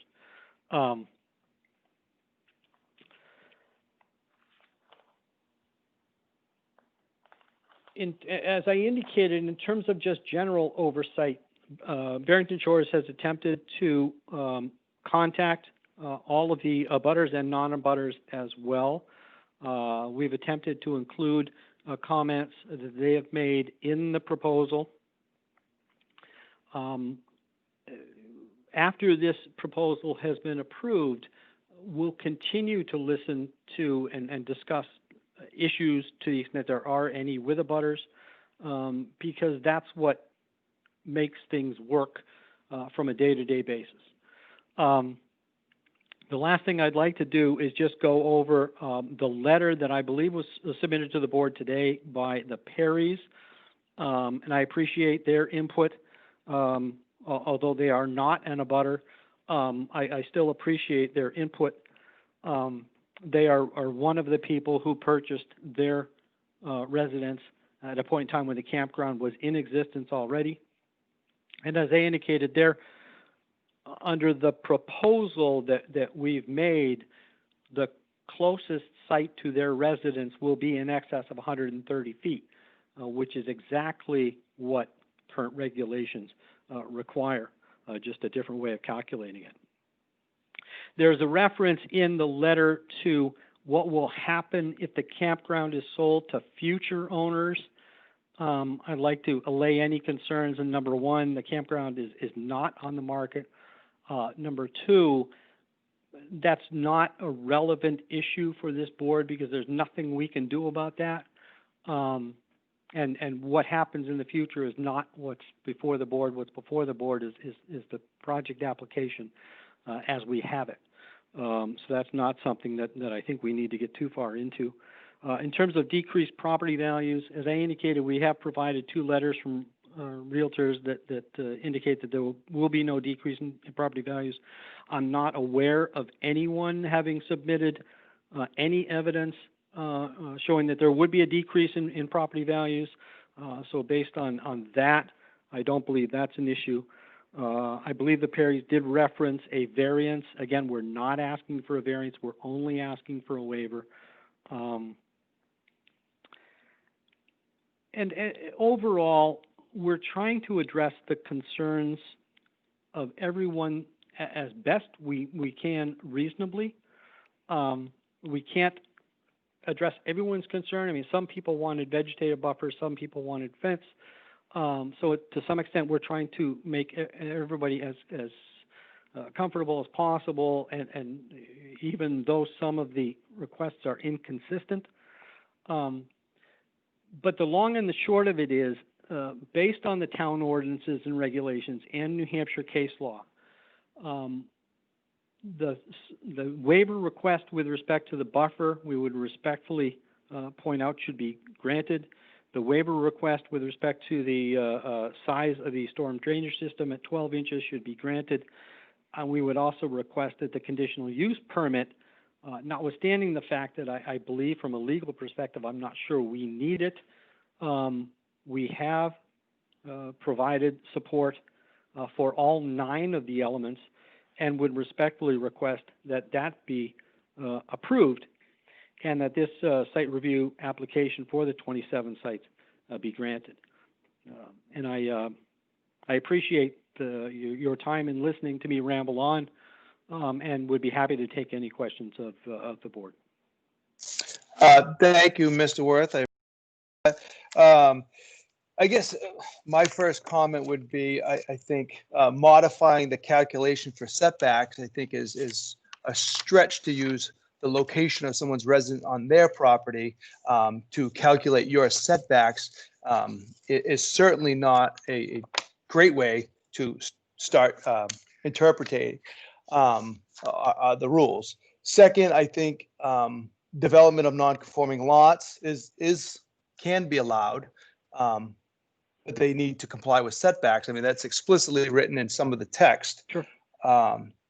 And I think the well issue is a big one. I haven't seen any response in regards to well capacity. You are taking from a public well, so there are other people that have concern over those water rights. So that's a big one, especially in this drought we've experienced this summer. As far as the legal cases, number 3, impact, I think that the argument to be made for impact, if you look at the aerial view of this campground site, where the current development is not near any residential homes. And the proposed development is. So it's not consistent with how the land is being used. And for those people who purchased property thinking that was never developable, I think they had very good reason to believe that if they purchased that thinking that. Those are just a few things that come to mind for me. If I could just clarify, first of all, with respect to the water district, my understanding is they're meeting as we speak. So we were in contact with them today several times. We're waiting for them to let us know because they have previously done testing and analysis, and we're just waiting for them to finish their meeting this evening and hopefully get a response on that issue. In terms of the setbacks, please don't misunderstand me. I'm not trying to do anything other than to point out that the spirit and intent of the regulations as written would indicate, even if you take into account a 100-foot buffer and a 30-foot setback for the residents on the other side of the line, the best thing they're looking at is 130 feet. In terms of what we've calculated to those residences, they're in excess of 130 feet. So all I'm saying is that what is on the ground is what the regulations require. We're just calculating, it's being calculated a different way, but it's the same distance. Today it gives them the visual, but if they could build closer to their property line, that number would change, and not in their favor. To expand the non-conforming use. Yeah, I mean, that's why I was using the 30-foot setback, because that's what they're entitled to, subject to getting a variance or a special exception, which they're certainly entitled to request. But and then I feel as though we waffle back and forth from, well, don't look at this because we've been doing it for a long, long time. Just look at this, what we want to do now. Don't compare this and that. I mean, the entrance to the campground, in my opinion, is not adequate. It's a hard turn for a big RV. It doesn't make sense, but we're not supposed to look at that, but expand the use. We're supposed to then, we're going to take advisement from the tree guy, but we don't know what it is yet. And to the best of your ability, you're going to meet those recommendations. So I guess some of that needs to be, I think, for people. I believe the letter's fairly well laid out what they were suggesting and what they were not suggesting. In terms of types of trees that would be a visual buffer, types of trees that would not die, types of trees that were safe, things like that. Right, but the language "follow recommendations to best of ability" leaves open. No, we really couldn't put that there because it didn't work for us. Seems to come up. So that's my other concern. And then the boat thing is, unfortunately, they're going to do what they're going to do. I feel confident that they will keep a that tidy because it only behooves them. But, Right, absolutely. and yeah, so that's my 2 cents, and I'll open it up to the rest of the board for comments and see what they have to say. Any, Andy's raising his hand, please. Andy. Yep. I'm just going to echo what you have already said in that that I definitely disagree when we talk about the math that was brought up, because it's just bad math. When you factor in other people's property and right-of-ways and things like that, it's not even relevant to the guidelines that are here. This is related to this property, not neighbor's property. And I once worked for a general manager of a president of the company who made the comment, math is our friend. We can make it work however we want to. And I think this is a perfect case of that being executed on. I agree with your comments on the arborist and the forester, with a proposal that says we'll do the best we can, and but we don't have a set plan on it. As for the waiver from the 100-foot buffer, if you've been up there and you've walked the site, you see the impact that it has on the neighbors. And I just do not support the idea of making it more non-conforming. When we talk about the water district, again, that was a major concern, and we don't have an answer from them on that. And I'm not willing to compromise everyone else's water in the name of a campground making more money, even though they seem to do a very nice job from what I've seen running it. One-stop trailer. I agree with you, which is why we're waiting. Sir, may I finish? May I finish, Mr. Worth? Oh, certainly. I apologize.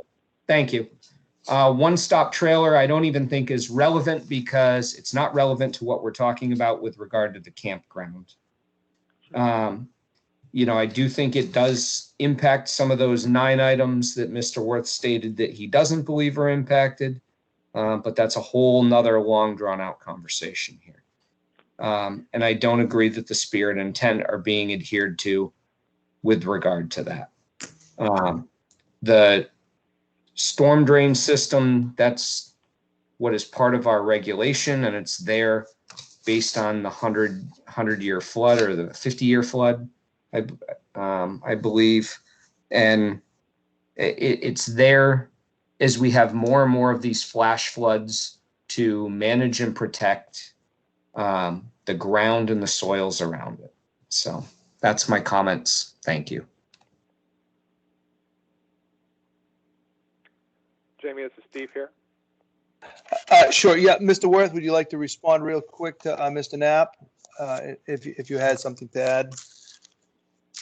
Well, no, I apologize for jumping in. We share the concern on the water district, which is specifically why we've been reaching out to them since November of 2018 to get through this. As I indicated, the information we've been provided is they are meeting tonight, and when they provide us with a response, we will immediately provide you with the same response. We're not willing to mess, I guess, with the water of everyone just to add 27 sites. I mean, economics is one thing, but please don't understand that we're trying to go that far. Frankly, if it is a problem to that magnitude, then it goes well beyond this campground. And frankly, to anybody who wants to build in the area. So I'm certainly hoping that the response that we get from the water district is that we're okay. We've had the testing done, and all is good. So, thank you, Steve. Go ahead. Can I just add a couple things too, please? This is Ray from Stonewall Surveying. Sure, Ray. Just on a couple of the points that you guys have been saying. Go ahead, Ray. Yeah, go ahead. Okay, so it's to the, because I actually spoke directly with the forester and the arborist, and I thought their points were fairly direct. They basically pointed out what trees, basically should come down because of their hazards. They recommended what kind of trees we should be saving. They recommended what type of trees we should be planting out there that's going to grow best as a buffer. I mean, so I believe the letter's pretty well outlined, what should be done up in this area. Now, the other thing to keep in mind is that up in this area, you can actually see pretty much through that whole area. That's as it is right now. The buffer is going to be enhanced. So when the buffer is in place, the visibility is going to be worse to see through there. It's going to be the visual barrier that's going to be put in place when this is properly done is going to be much better than the openness that's there currently. Right. And then, That's the intent of the visual buffer.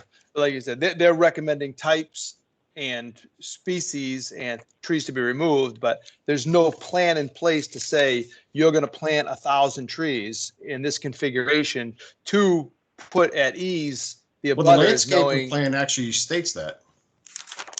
Yeah, Ray, this is Ron Allen, but you're going to have what's there now may be more open than what's there in the past, but it's empty. There's nothing there to see. So I think that comparison is not really valid. I agree. You're not looking at a camper. On the actual plan itself, it's the landscape plan basically states in there how the plantings would be done. Areas that would be identified as greater than 12 foot in diameter. That's explains a certain kind of trees that would be planted within there. It explains the type of trees that would be planted as well. How long before the vegetation will mature that there won't be visible? That depends on the species. Oops, I keep scrolling by them.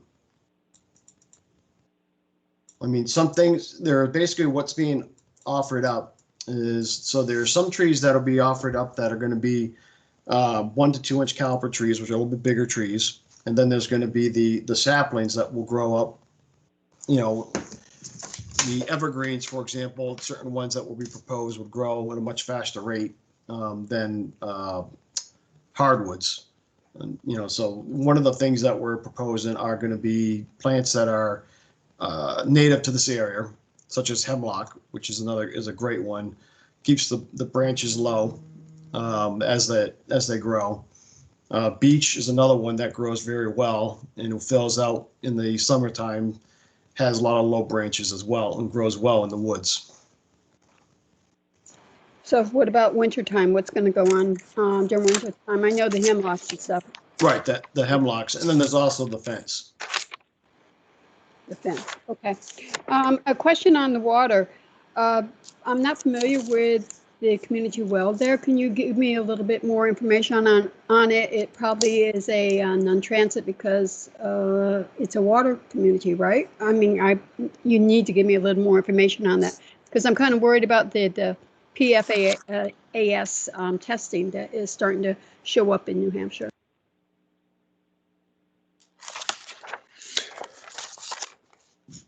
What type of question? I mean, I'm trying to figure out who should answer that. Yeah. So Don, I'll give you my best understanding. Okay. Years ago, there was a gentleman that took home all kinds of chemicals from his job, and they leached into the ground, contaminated the water supply in that area. So they put in Ford Motor Company, I believe, paid for a monitored well. So it continues to be monitored and supplies water to that general area. That's kind of the 30,000 foot understanding. John may be able to elaborate, but that's pretty much the gist of it. So they do quarterly testing and stuff like that. You said monitored, but in what way? Do you know, Marcia or John, how They have the required testing because of it being serving the public. So all the people that get it, it's tested on that quarterly basis. It has to meet a certain requirement. So whether the campground uses it or just the residentials use it, they still gotta go through that process, as Donna, as you put it, for any non-transient use. A number of years ago, actually, maybe 6 years ago, 7 years ago, We actually worked with Ford Motor Company to develop the Swains Lake Water District. It expanded the area where no new wells could be drilled, that they all had to come off the water system. So a lot of that area down there around Hall Road is part of this water district. It's not just a few wells. This is I don't want to use misunderstand, but it's almost like a mini municipal system. It serves like entire neighborhoods down there. So it's a water district, very large. If I could interrupt, this is Dick Meyer, one of the commissioners from the Water District. Sure, Dick. And I just got out of my meeting and got some news that you are claiming that we gave you permission to go ahead. You can get all the water you want from us. No, nobody whatsoever Dick, to that. Yeah, Dick, can you hear me? Yeah. Yeah, James Jennison, Planning Board Chair. Nobody insinuated that you gave them permission, or they could take whatever they wanted. Just I want to set that record straight. Nobody implied that whatsoever. They said they were in discussions with you and waiting to hear back, hoping to hear back. So just so we don't go off on that leg. Please continue. Thank you. Okay. Now, what was a question about? There is a municipality here of some 90 odd homes along with a campground that supplies water. It's a water district that supplies water to those homes. Back about 8 years ago, I think the young lady was right. There is an ordinance that stopped anybody from using any wells in this area. And I'm trying to think of what else you might need to know. Real quick, on Monday, the company Emery Garrett Groundwater out of Meredith pulled the sensors out of our wells. We're waiting for a final report from them and recommendations how to increase our flow from wells, partially impacted by the drought. And there is one well that is in question. It's about half of what we normally we're used to drawing water out, about 33 gallons a minute. We're down to about 18 right now. So we're trying to understand that well and what, if anything, we can do to it. Great. If you have any other questions for the Water District, I'm here. Yes. Thank you so much. Appreciate that. Was that you, Steve? Yes. My I understanding apologize. of the two concerns around water supply are, A, will there be enough? That sounds like an open question if drought conditions of this severity or worse continue into future years. The second concern is the possibility, especially in strained circumstances of a drought, of contamination being pulled farther than it had in the past. So what can you say about the potential for further spread of the contaminants that clearly due diligence is occurring under normal circumstances, but how about under the strained circumstances of pulling more water in a drought? In terms of pulling the plume to our wells? Right. I don't think that there's an issue there. I have not seen anything from the study, which I'm sure they're still doing as we speak, and they may have some information from the summer. We typically haven't been in this drought condition, so I don't think I could accurately tell you that we're not pulling it, but the last drought we had in 2016, we were not impacting the plume. Okay, and my other question for you personally, is there a policy in place whereby full-time residents will have priority access in the event of a shortage of water? The district has the ability to restrict water to any user, not just necessarily residential, but we have a bylaw that allows us to restrict water to any user. And is that your policy, that you would prioritize the full-year residents in the area over the transient users? I can't answer that without presenting it for the board. My position would be yes. We would definitely put the residents first and the commercial user second. But I can't speak for the other two commissioners. I have a few more comments regarding what the attorney said, that perhaps any other board members should comment and ask around water questions at the moment. Okay. Yeah, this is Ron Allard. To me, last time we met, pending resolution of this water issue, this is kind of a non-starter. So I mean, I still feel that way until the water issue is definitively cleared up. You know, it's kind of a non-starter. Are you presenting that question to me?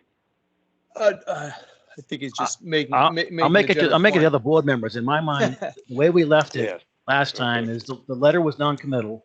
We're waiting for confirmation from the water district that these additional users would not cause an issue. And until we got that, I thought we were on hold.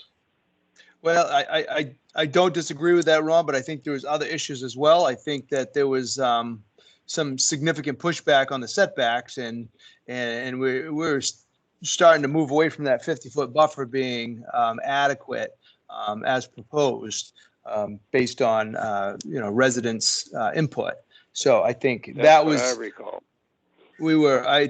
I was under the impression that we were coming back tonight to see a slightly modified plan that would take into consideration setbacks for those few neighbors over there, as opposed to where we are tonight. That was Chair? my impression. Yes. Mr. Chair, can I address that? Yes, please. All right, so I actually did spend some time going through, basically throwing out what we had in here, tried going even just to a 70-foot buffer, and it was not working to a practical sense that the campground would basically go to the development standard because of the amount of cost to incur in the so little sites. We would basically lose about half the sites to try to go up there because of trying to put the road in. That would the loop road would have to go away. We would really have to go back into more of a one-way, which then requires going up to basically an 18-foot wide, 20-foot wide road. So that was going to significantly impact, basically the development as a whole. So we basically started communicating more about where we stood on the project. Now, Ray, are you talking about the proposal that Jeff made where it was, the full 100-foot in some places, but maybe some other places we could allow? I tried multiple reduction? things. I tried just doing just a 70-foot buffer, just in itself, and not even go with the full 100. I mean, the fact is that the campground can use this property for something. I mean, they could put a ball field up there. They could do whatever. They could do a timber harvest up there. I mean, that's all things that don't need to go to the board. I mean, there's a whole bunch of things that they could do. They can still use this property. The neighbors not wanting them to use this property that is theirs is like going to a neighbor and saying, no, you cannot go and cut these trees down on your yard. You cannot put a second, ADU unit on your property. I mean, if it's allowed and it's there, this is property that can be used by the campground. And there are uses they can use on the campground. Yeah, but Ray, that logic I think is stretching it. If you have a non-conforming house that doesn't meet the side setback requirements, doesn't mean you can put an addition on it that doesn't meet the requirements. When you do an expansion or a building or anything like that, you have to meet the requirements. And so to say I'm non-conforming now, so I continue to be non-conforming, I don't think is an argument that has merit. And a lot of people go to the ZBA and they get the variances to go and put those additions on their house or build houses that are on non-conforming lots. People are building on lots that are like, they're well within, like less than a quarter of an acre, and they can get a permit to build on. If they're non-conforming. Right, but if yes, existing non-conforming. This is existing non-conforming use. Ray, if I were a neighbor, I would probably be pretty upset based on the way you're making them sound, because I haven't heard a single neighbor express that they didn't support the campground expanding. Everyone's that I've heard has been that they ask that it's done in conformance with our zoning regulations. Also, by the fact that we have an attorney presenting it and making a comment that it's not monetary tells me otherwise.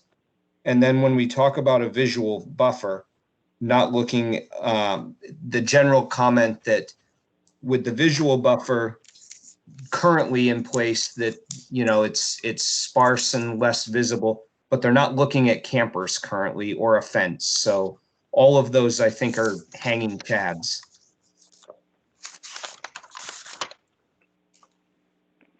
Jamie, I have a few more things I'd like to add. Yeah, jump in, Steve, please.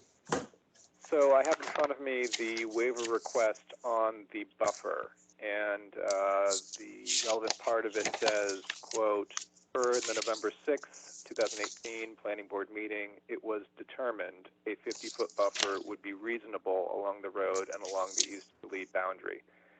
I think while it's an understandable misinterpretation, I think there's some wishful interpretation happening in that statement. My personal position was not exactly identical to the rest of the board, I think. I will state it now again briefly, which was that I was open to considering a reduction in the buffer if there were extraordinary efforts made on visual buffering and the abutters were generally supportive of it. I think my position was a little stronger than some of the other board members, but I don't think your description of what happened on the November 6th meeting is a fair characterization. Actually, Steve, I sorry to interrupt 1 second, but I went back with the meeting minutes. You said 75 feet. You were only willing to consider 75 feet. I stand corrected. I didn't remember that. It has been a while, a couple of years. The other things I wanted to mention were, so it's an existing use, but existing non-conforming use. My understanding of the way you interpret the law correctly is that you're not supposed to expand a non-conforming use. The attorney mentioned that there are existing sites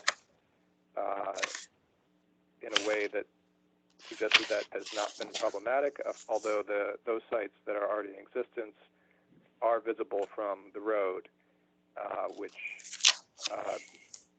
led me to comment previously at other meetings that it would be advantageous, and I would be hoping for an expansion of visual buffering, not just in the proposed area, but throughout all of it. And in some of the previous letters from the arborist, just to review, they were talking about not a lot of emphasis on evergreens. You mentioned hemlocks, that's great. I would love to see a lot more emphasis on evergreens and improvement of visual buffering throughout the site being part of the proposal. That's what I have for the moment. Jamie, this is Ron. Can I add on to that? Yeah, go ahead, Ron. You know, I went back and read the meeting minutes, and it was clear that I think that there was a consensus that 50 foot wouldn't be unreasonable request. But there's a big difference between being unreasonable request and guaranteed approval. I think the request was pretty reasonable. I think this was not something that on its face was a negative, but with more information and more feedback, it wasn't a guarantee it was a yes. I think it was something that was reasonable request, and based on that, it was requested. But that does not say there was a prior agreement. I agree. No, if anybody believes that I was saying there was a prior agreement, please don't misunderstand me. I was not. It was a presentation to the board, basically in the form of a conceptual review, and we've taken that and put together a more comprehensive plan so everybody can take a good look at it to see what is being put on the table.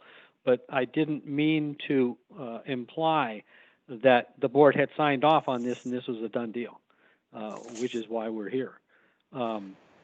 We've now had the chance to put the arborist on board and the forester on board, And, obviously the more comments we get, the better in terms of what goes into the visual buffer between that and the fence. So.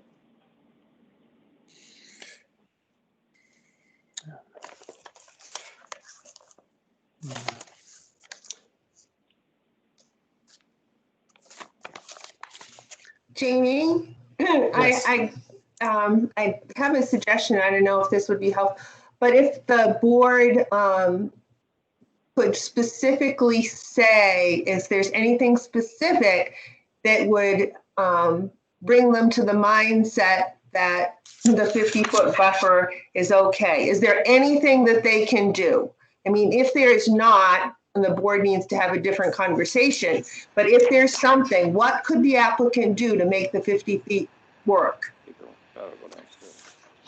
Yeah, thank you, Marcia.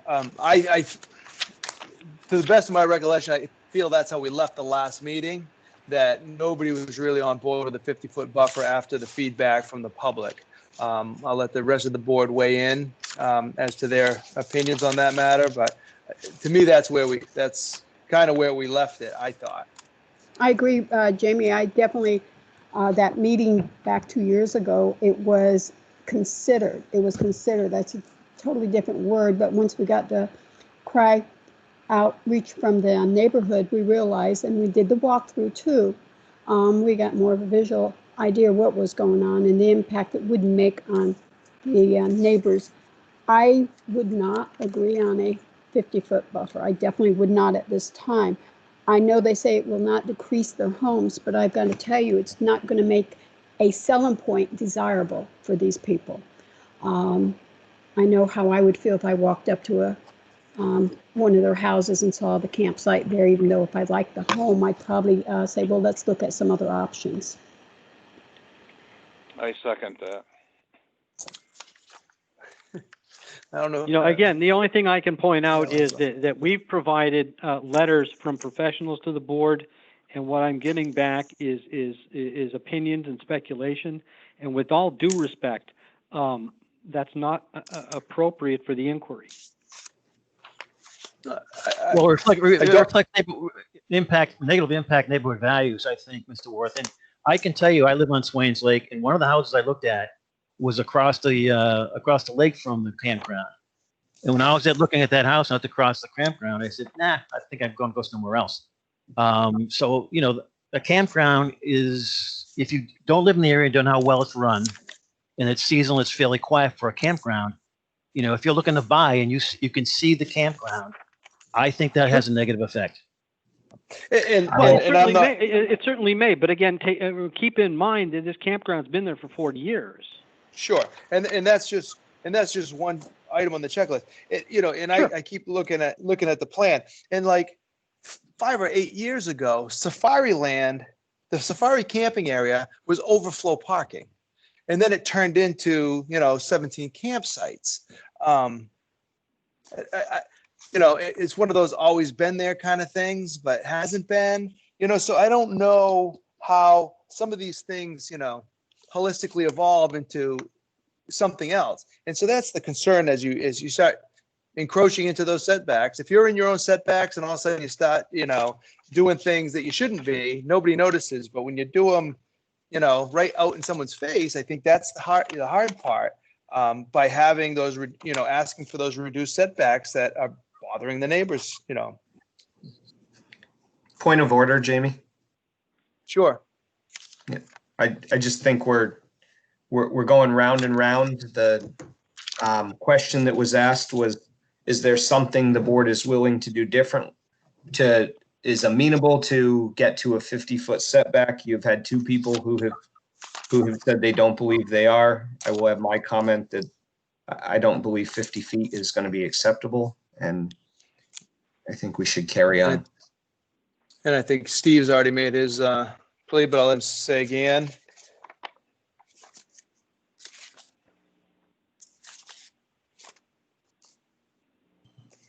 Sure, I made my point. I was never supportive of less than 75.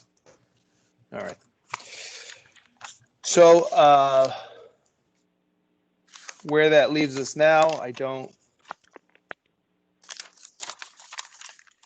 I think where we were at the end of last meeting, looking for a different idea that provides more of a buffer, Well, as well as the last meeting, we were kind of talking about, going back and seeing if it would work, and it really did not work very well. I mean, yeah, I suppose sure, if we go, yeah, I suppose if we go back financially. to starting doing 1,000-foot sites, and we basically tried. Yeah, we and could try that, and so something like that is within your power, and it's that's within the regulation that you can have 1,000-foot sites, and so I mean, to say we're trying to do it nicer by having bigger sites, that's again an opinion thing, much like the house values Mr. Ware spoke about, so I don't think that if you come back with 1,000-foot sites and you can make it work with bigger buffers, it may not be as nice to some people, but it may be nicer to the neighbors. Yeah, I mean, it's, and there's a couple of things with that too. I mean, at that point, we would have to go in and almost clear cut the entire hill in order to try to maximize what they're going, in order to get the profit that they're going to want. I mean, to go in there and put 4 sites is not worth going in there and developing the area. Right. So, and that's one of the problems right now. When we started looking at taking the 100-foot or even the 70-foot, it basically was cutting down what we were offering in here, to about half, which didn't really come into the overall cost to build it to do that. And it doesn't really offer up much. I mean, I guess the best thing would be to go in and completely excavate out the entire hill to make it go flat with the safari field. That would be the way that they can maximize, what's going on. Right. And you did, you tried to sell that point to the abutters that you were going to save that hill and some of the vegetation. And I think it spoke to a few people, but I don't think it had the impact that you had hoped it would. And maybe that, excavating that area and doing it a different way is what's needed. And, just as a point of reference on the safari field, that's been there for a long time. Just because they hadn't been using it, for a few years ago. My parents actually stayed in the safari field back when I was in college. So that was back, and to date myself, that was back in 1990. All right. So those meters have been there, just that they haven't been. I mean, the safari field, let's face it, is the most desirable place to be when you could be in the woods. Yep. Fair enough. Ray, this is Ron Ellett again. I mean, Jeff's hybrid proposal, I think, was only going to lose at most 5 lots. Did you look at that? I looked at a lot of different. Well, the problem is the road.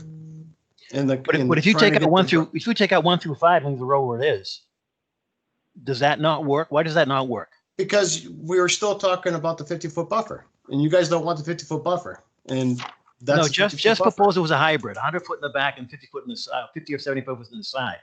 So he was suggesting at least looking at another option, a hybrid option, where we weren't looking for the 100-foot everywhere.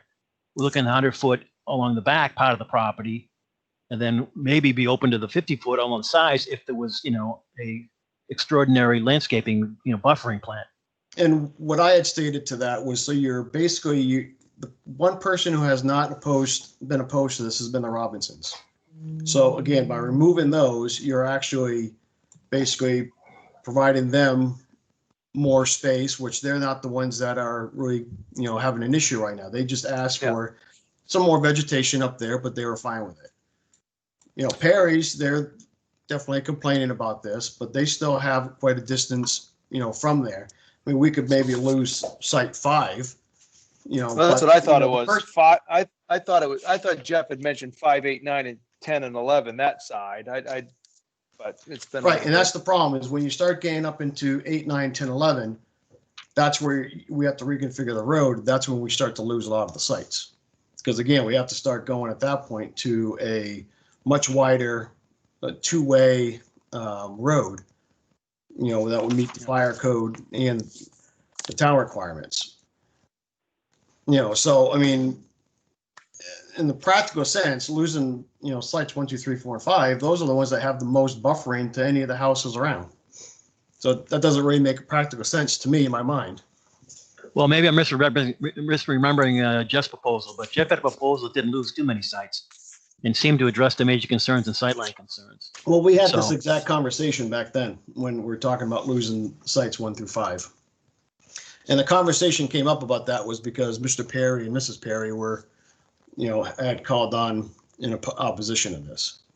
No, I think it was based on the site walk and the sight lines. Yeah, I don't know why Jeff would have picked 1 through 4 with the least impact, again. But to Andy's point, I don't know as though we're coming to a conclusion tonight, on these setbacks. So to move forward, where do we go from here is the next question. Well, I guess what I would probably request is let us go back to the board and sit down and see what we can do with this.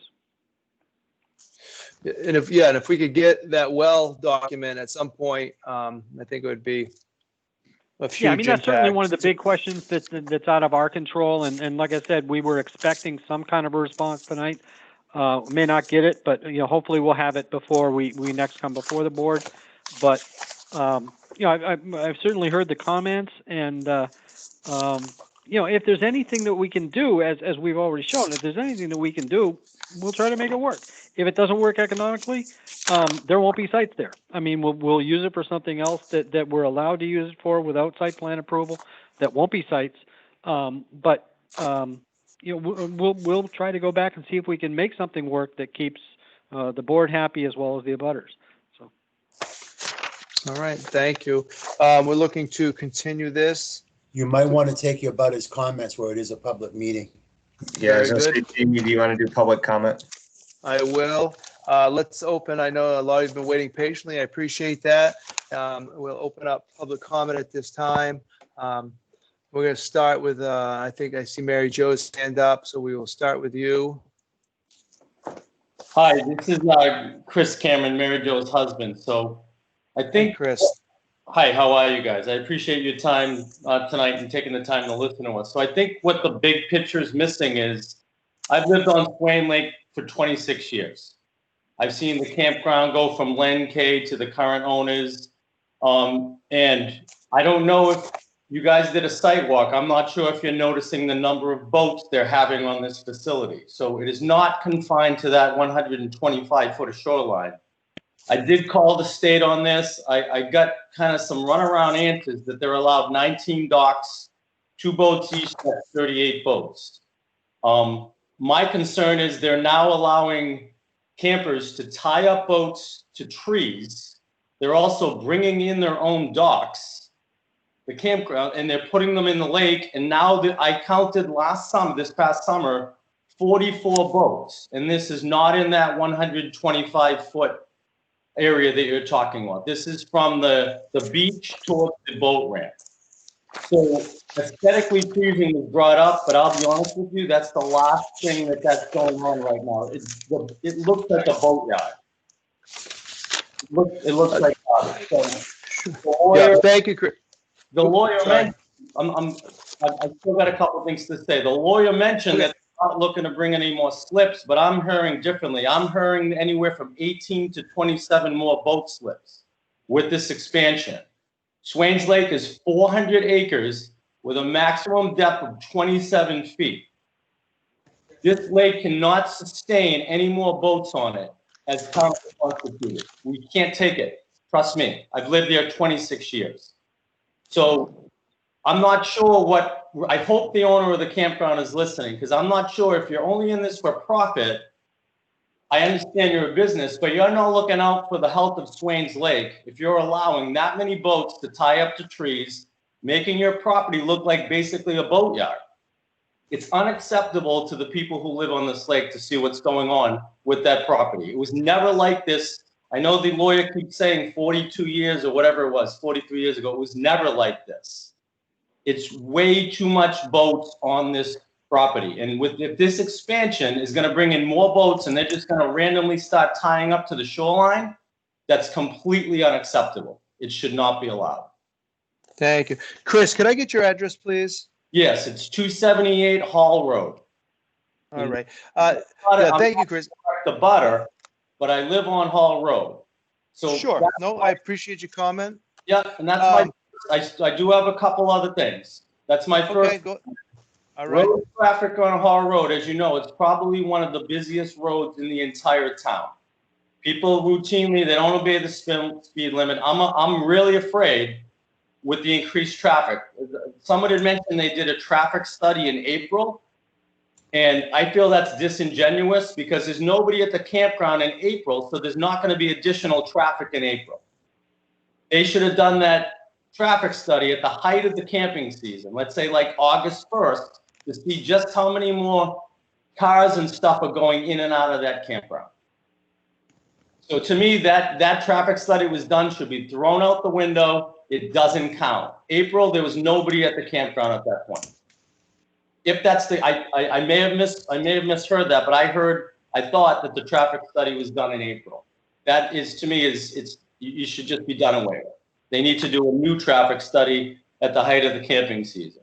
Try doing it on the weekend of July 4th and see what Hall Road looks like on July 4th weekend. And then my last point is this. I'm part of the Swains Lake Association. We've spent thousands of dollars to monitor the state boat launch down on Young Road as weed watchers. We are trying our best to keep weeds out of this lake, invasive weeds such as milfoil and others that would devastate property values. And because of the depth of Swains Lake, it would pretty much make it a congested swamp. You would not be able to boat in this lake if milfoil took over. They've made many saves down at that boat ramp where milfoil was caught and it was not allowed into the lake. The campground has their own separate boat ramp. And to my knowledge, it is not being monitored whatsoever for the spread of invasives. I think they give them a little pamphlet, but Swains Lake Association has members. They're down there 5 days a week from 7 a.m. to 7 p.m., 5 days a week, making sure that we don't have to deal with a problem that could potentially cost hundreds and thousands of dollars to the town and the lake if milfoil or other exotics get into this lake. So the more sites they're going to allow on this thing, the more boats are coming into this lake, the more chances there are going to be for an exotic to enter this lake. And trust me when I tell you, you do not want an exotic to enter Swains Lake. I've been in lakes similar depth, and the lake is basically trash now, similar size and stuff like that. When milfoil and stuff gets in a lake, you're pretty much, you'll never get rid of it. You're fighting a losing battle from that point. So I feel that should be a huge consideration. That boat launch either needs to be closed or it needs to be monitored by a weed watcher every single time a camper is putting in a boat into this lake. They could be coming from Connecticut, from Massachusetts, from Maine, wherever they want, from a congested water with milfoil, and they could be getting that into Swains Lake. Thank God it hasn't happened yet, but we're playing with fire if we don't think it's going to happen. So I appreciate you guys taking the time to think, but I would really think about, I sympathize with the abutters, but I would really think about the impact of additional boats or slips allowed on Swains Lake. Thank you. Thank you.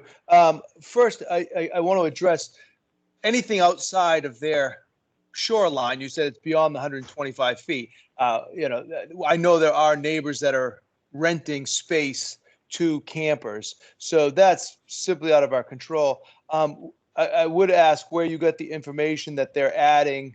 Was it 38 docks or something?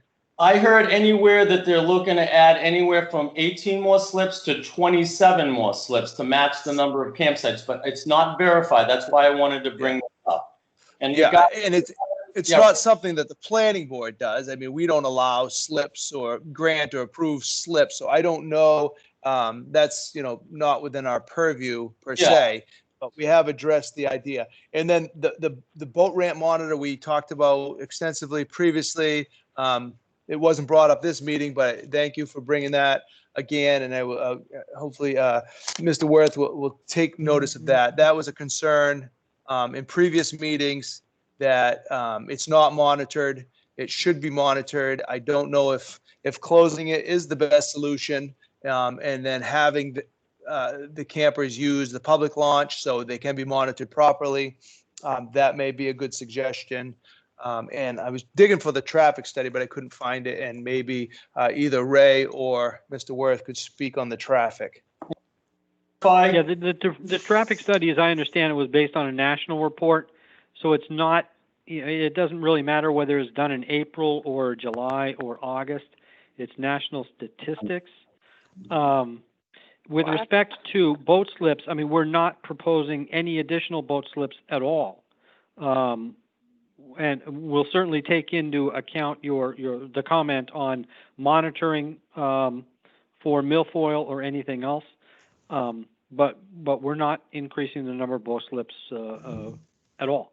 And I would ask that your client, I mean, the answer I got from the state was they're allowed to tie up to the trees if the owners allow them. And I'll be honest with you, it looks like trash, and it doesn't look good for the campground, and it doesn't look good for the lake when boats are just randomly tied up to trees. I'm telling you right now, it looks like a marina and a boatyard more than a campground. Sure. It just doesn't. Yeah, and I appreciate. This is from the last beach going towards the dam, towards the boat ramp. That little section of land on the right is being used as basically boat slips when there's no camp. You can clearly see where the campground docks stop right before that last beach. After that, they're just tying up random boats. I feel like they're just saying, you have a boat, you're welcome to come in here, put it in, just tie it up to the land, nobody cares. I'm telling you that there's a lot of people on this lake that do care deeply about that. Use your slip. We don't want you to lose business. Use your permitted slips, which I think is 19 docks.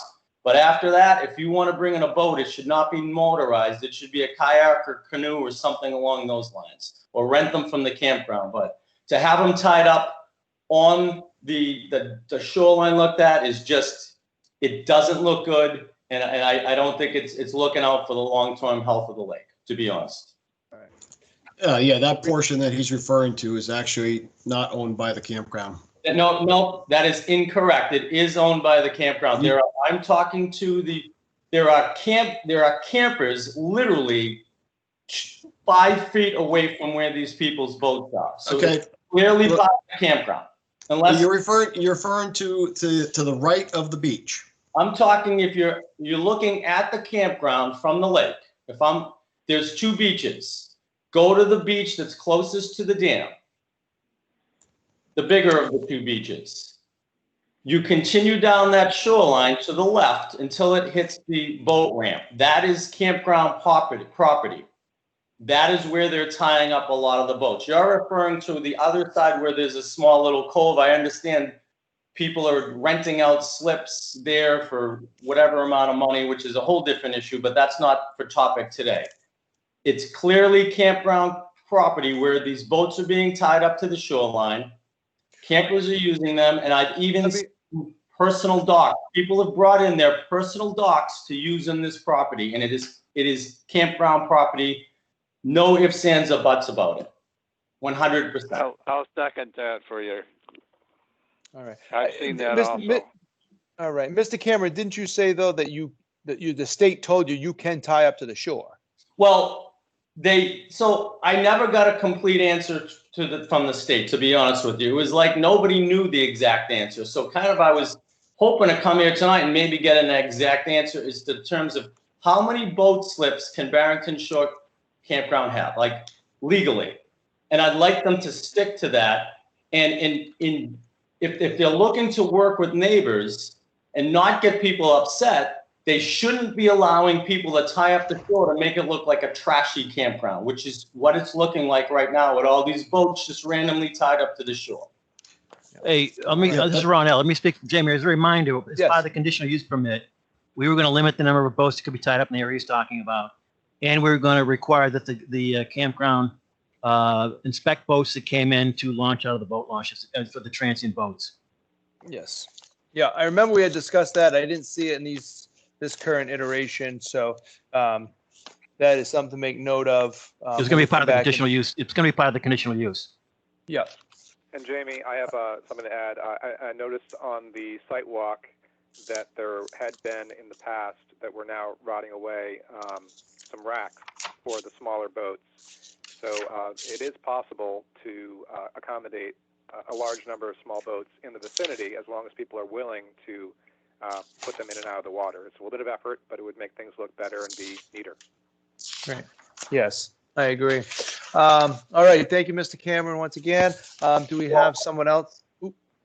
Oh, that was sorry. If I could just jump in quickly, a mandatory Yes. boat wash is fine. I mean, that will make that part of our proposal. Because there's nothing that could be worse to this campground than a dead lake. So obviously, we're in the same position as everybody else. So that will be part of our proposal. All right. And I might stress monitored mandatory might be, and not leaving up to the campers themselves, because I know there's a lot of people that come in for a weekend or a week that aren't too concerned.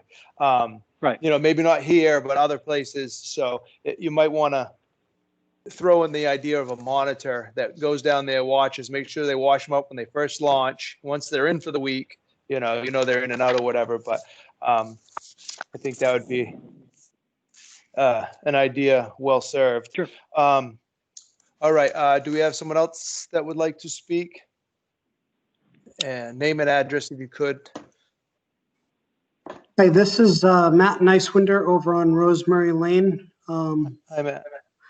I'm representing, a lot of the abutters here, and some of them are here tonight on the call, and those that aren't, I've gotten some notes from, and I'd just like to share some of those. I also want to thank Chris Cameron for his concerns about the lake. You know, the lake is important to all of us, and property values. And if the campground needs training on weed monitoring for the boat launch so that they can meet the clean, drain and dry state requirement law that has been put in place, the Swains Lake Association is willing to help get them the information that they need so that they can send maybe one of their employees off for training so that they have somebody there on site that can do it, or something like that. So I just want to tell the campground, they should definitely reach out to the Swains Lake Association and, try to get the help that we can offer for that. So to go into some of the issues that the lawyer had mentioned, and also a concern that has been brought up about the expansion. There are a couple points I just want to go through the notes that I have from texts that people have been sending me tonight. When we went out and did the site walk, there were comments about, boy, there's a lot of dead trees out here, and the buffer is definitely, needing fence and a vegetative buffer. And we talked about changing the height of the fence. Haven't really heard anything more about the height of the fence tonight. I think the campground was willing to go to like a 8 to 10 foot fence that kind of varied in height depending on the terrain, is what I recall on the site walk. And I just wanted to make sure that point was brought up tonight because it was a request from one of our residents. The other concern is this summer there's been a lot of campfires, and the smoke tends to come into our neighborhood, but it's not super bad because we've got like a couple 100 feet of woods, and having campsites 50, 75 or 100-foot buffer away with 27 units in there is going to generate a lot of smoke if every single one of those sites has a fire pit and is doing it. And the lawyer said, this doesn't impact the health and safety of the residents. Well, the air quality definitely would be impacted by 27 fire pits. It is a health and safety hazard. And for the houses that are closest to the, the butter people, that is a concern that, has been brought to our attention, and we'd like to bring it to the board. There's also the issue of noise. If you're adding 27 more sites, along with campfires, you get people drinking beers, talking loud, singing, having fun. That's great and stuff. And, the campground usually is pretty good about their nighttime quiet rules. But the person that brought this up says, that's an impact to your property value. It's, because it's not just going on at night, it's going on like all the time. When people are awake, they're, out partying, having a good time. And, so it does impact the desirability of whether or not you want to purchase that home if you're looking at that home and you see that activity going on during the summer. And, the lawyer also said, well, they have, got two statements from two realtors. Well, these are realtors, they're not property appraisers. So, if we want to be real about this, maybe we should get some property appraisal people that do just strictly appraisals and ask them for their opinion rather than a realtor that's out to make a buck. That was a text, that was a direct quote out of a text that was sent to me tonight. In the nonconformance with the 40 years of campground being a non-conformative lot, well, for these 40 years, the lot that abuts Rosemary Lane is a wooded lot. It's not it's not considered not conforming to us because it has been a wooded buffer for a long period of time. And it does change the character of our neighborhood because it's not woods anymore. And, that was a point that the lawyer brought up, that there is no change to the character of the neighborhood. And we strongly disagree with, the lawyer's statements on that. And it feels like we're kind of going backwards, back to where we were the first time that, we started to meet with the campground and the board. It seems like, the campground's not willing to accept that the town doesn't want to give them this 50-foot buffer, when in fact you have been trying to work with both us and protecting us as homeowners and residents and taxpayers, and try to grant them, some leeway as to, decreasing the buffer along maybe Hall Road so it's not 100 feet. But, the abutters where it's affected most are that whole back lot line that goes past Lucy Pantano's property. She's the 84-year-old lady that went out on the site walk with us, and every board member looked into her backyard and could see pretty much into her kitchen. And that is a concern. And if we don't have a good solid buffer there, even with a fence and greenery, they're saying that there is no impact to our home, but yet. Can I jump in real quick, Matt? Yes, sure. Sorry, excuse me. I like to just point out maybe something that's obvious to people, because what Ray was saying earlier, if they do what they're allowed to do, which is build within that 100-foot buffer, that 100 feet between the first campsite and this, I'm gonna butcher her name, Patanziano's house, there's no trees there, is what they're saying. They're saying you've got a dead forest between 100 feet and her house. And if we leave that and clear cut that hill and pile a bunch of campers in the middle, you're going to look through dead trees at a bunch of campers. So they came with this proposal. So unfortunately, there's so many competing ideas, and where they thought they were doing what was best for the neighbors, but the neighbors didn't like, it's going back. So we have to think about what they can legally do on that piece of property, which is cluster a bunch of campgrounds 100 feet off that buffer and wipe out the hill and all the trees and leave the dead forest between you and the neighbors. So that was the balancing act that they're trying to do, we're trying to do, to make people happy and fall within our regulations. So we talk about one thing being better than the other, but the other thing I don't know as though we always consider. And that's the consideration. If they put those campers 100 feet away, the 100-foot buffer from Ms. Patanziano's house, there's really nothing there that they won't see through her. They won't need a fence. They won't need new trees. They won't need anything. And you'll just see right into her house. So that's where I don't know it's been articulated well from one side to the other, but that's the reality. So I just wanted to throw that out there again, as far as the two options that are kind of being presented,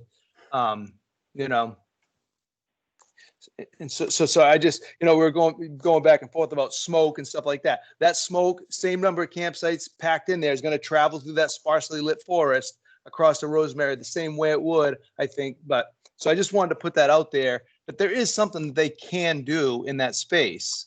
It's not going to stay. Yep. Go ahead, Andy. This is public comment. Okay. Thank you. I didn't know if we were going down a road of hypotheticals. Yes.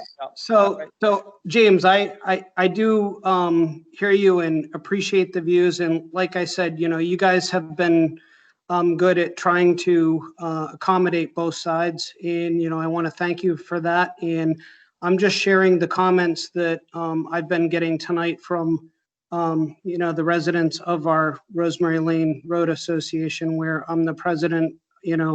People feel comfortable sharing some of that with me, and I don't mind sharing it with the board and the campground. So that being said, I just wanted to bring up these items, and as far as the smoke, yeah, I hear what you're saying about that, but when the lawyer comes out and says there is no negative impact to the neighborhood, as far as a safety concern or anything like that, I'm just bringing it up as, air quality will definitely be affected, and it will be different from how it currently is now.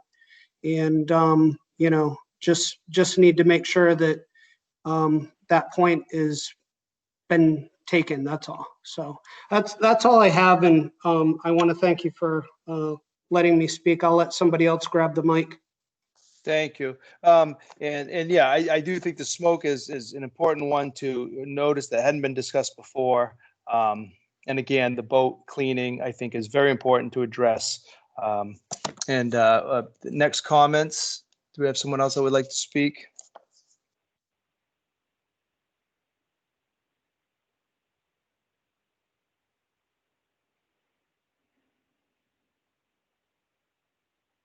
None? All right, at this time, we'll close public comment. Mr. Worth and Mr. Bisson, I think you've got a few things to think about. I don't know what you can do about the smokeless fire pits. I don't know how effective they are in that area, but. Hey, Jamie, this is Ron Elliott. I just want to make one comment. Sure. Even with the 100-foot buffer, the board at its discretion can require visual buffers. So even if they do the 100-foot, we can still require visual buffers. So I don't want, it's not an all or nothing thing. If they get 100 feet, they can't do whatever they want. Visual buffers can still be required by the board, even with the 100-foot buffer.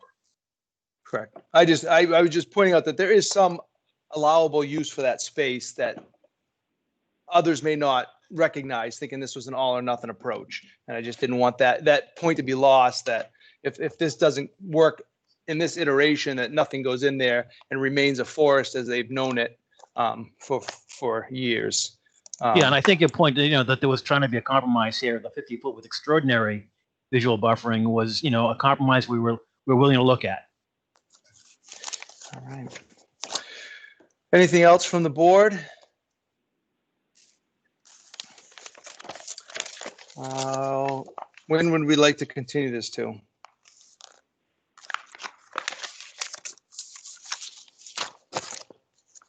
Definitely not the 3rd.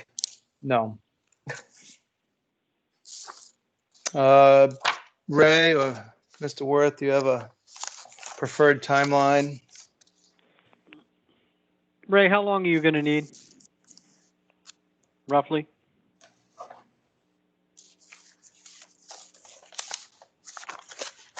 Did we lose him? Nope. Just trying to think about that. Okay. We could probably come up with something.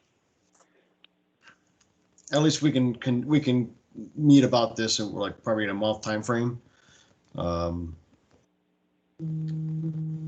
Shoot.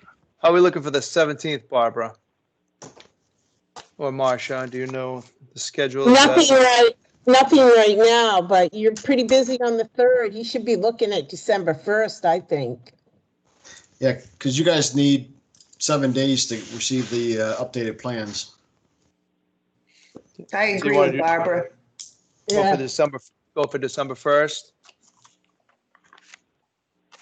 All right. So that being said, a motion to continue to December 1st.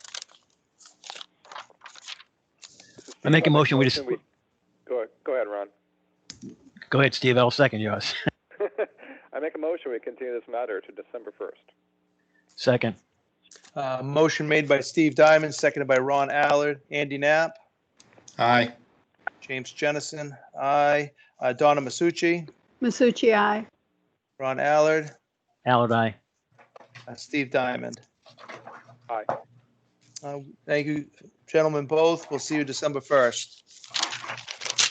Thank you. Thank you. All right, we have a list of town properties for sale.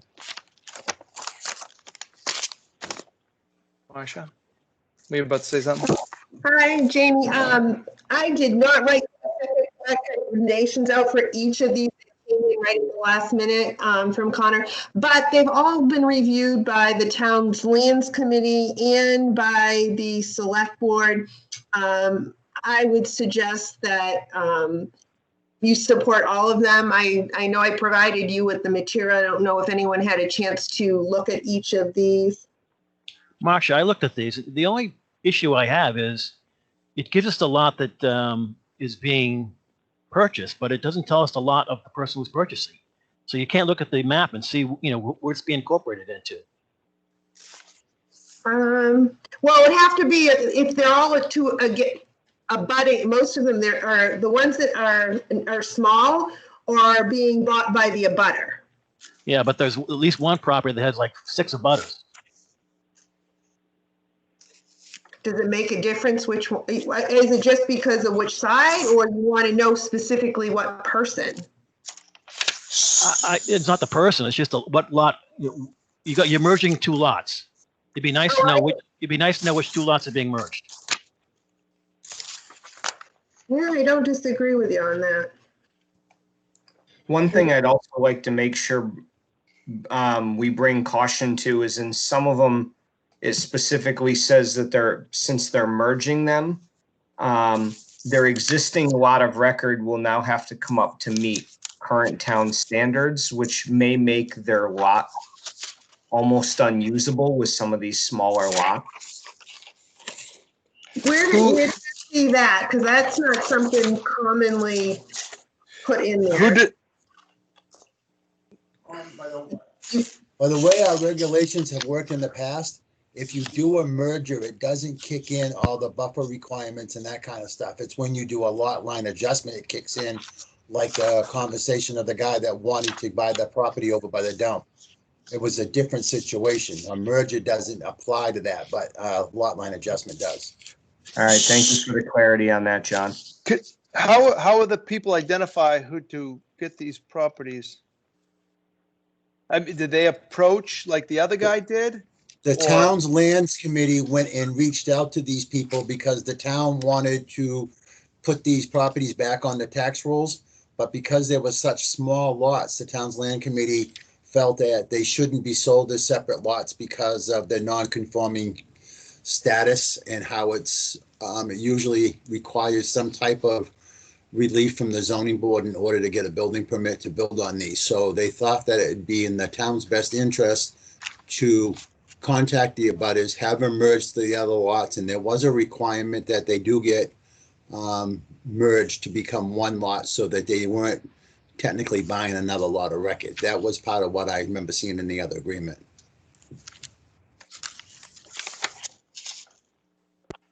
Yeah, like I said, my only concern is, for example, the first one has 1, 2, 3, probably 4 abutters. The second one has, the lot has no frontage. 1, 2, there's multiple abutters. So I would just like, before I say yes, I'd like to know the end result, what I'm approving. And there's not enough information to tell you that.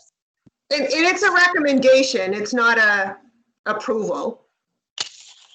It's a If recommendation. I'm going to recommend it, I'd like to know what I'm recommending. I mean, probably no matter which lot it goes to, I don't care, but I'd still like to know. Just so the board's aware, this is not something that is going to be like from a. It's just a transaction at that point, and I don't think there's any pressing issue from a time standpoint. I mean, granted, I think everybody would love to get it done, especially the people purchasing the lots, but I don't know if there's a real pressure on that. Yeah, I think I could probably approve it as it is, but it just seems to me if you're giving me this notice and saying 34 is being lot 32 is being merged into something else, what it's being merged into would be a logical piece of information to provide. I could get that, Ron, for the next meeting. A lot of times what they do is they offer it up to the abutters, and whichever ones choose to do this. Not everyone wants to do it, but often an abutter will want to do it. Sometimes it's because their existing lot is small and now they have the opportunity to add land to it. But if you want, I can get more information from Connor. I mean, I'm willing to go along the majority. I mean, I think it's a great idea. It's just, I just think that whoever gave us the summary should have told us what 2 lots are being merged into one. Yeah, I agree with you, Ron. Yes, some of them, they had more than one abutter that was willing to buy it, but the town was going to take the one that offered the most amount of money for it. Speaking of money, Yeah. I do have a question on that. Under the summary, under one of these, it says the property will be sold to an abutter for less than the full amount owed in taxes and fees. So Correct. I guess There my was question- some of them that was so much taxes owed on it that they felt that the land wasn't worth what the amount of taxes were that were owed on it. So they thought that in the long run, to get it back on the tax rolls, that it was better off to let it go for that little bit of loss, because if you hold on to it, it's just going to be more and more taxes compounding up to a point where the lot would never go back on the tax rolls, which was the idea to do this to begin with. Okay. Right. Like if you look at number 7, I mean, it's like 1/10 of an acre. It does no good. Where the 0.88 on the first one, if it then allows them the opportunity to subdivide and sell off, I don't know. I guess we hope that the select board has done their due diligence as far as financial gain goes, but I don't know if that's where the planning board should be looking at these. Well, my personal question. You would have to have, you'd have to have enough in order to subdivide. I mean, we still require 80,000 square feet for one lot. So these folks would not be able to subdivide. Well, that goes to Ron's question. If you don't know what he's adding to, if he's adding to something that gives him the ability now to make that into 2 lots, I'm just throwing out the hypothetical to be that. Well, you would have to, if you look at each one of those and look at how many, none of them are large enough to subdivide. When I went through them, that I noticed. The lots that had more value that they thought could be used for a higher purpose, the town's land committee actually recommended that those get put up for sale. I think it was November they're planning on doing that, right, Andy? There was like a few lots that got noticed that are going to be posted for sale. Yes, there are some lots that will be posted for sale. I think there's what, 4 or 5 of them that they felt should be straight up for sale. These, because of, they were such small lots that had minimal value, the only value would be to an abutter. They were just trying to get it back on the tax rolls. And because of the process where it wasn't going out for a formal for sale thing, for the selectmen to be able to do this, they had to get comment from the planning board. That's the only reason the planning board is involved in this particular thing at this point in time, when normally land the town takes doesn't go through this process because it's, no, it's a whole sales process. Yeah, the largest one is 1.2 acres, and the most of them are like, 0.15. They're just fractions.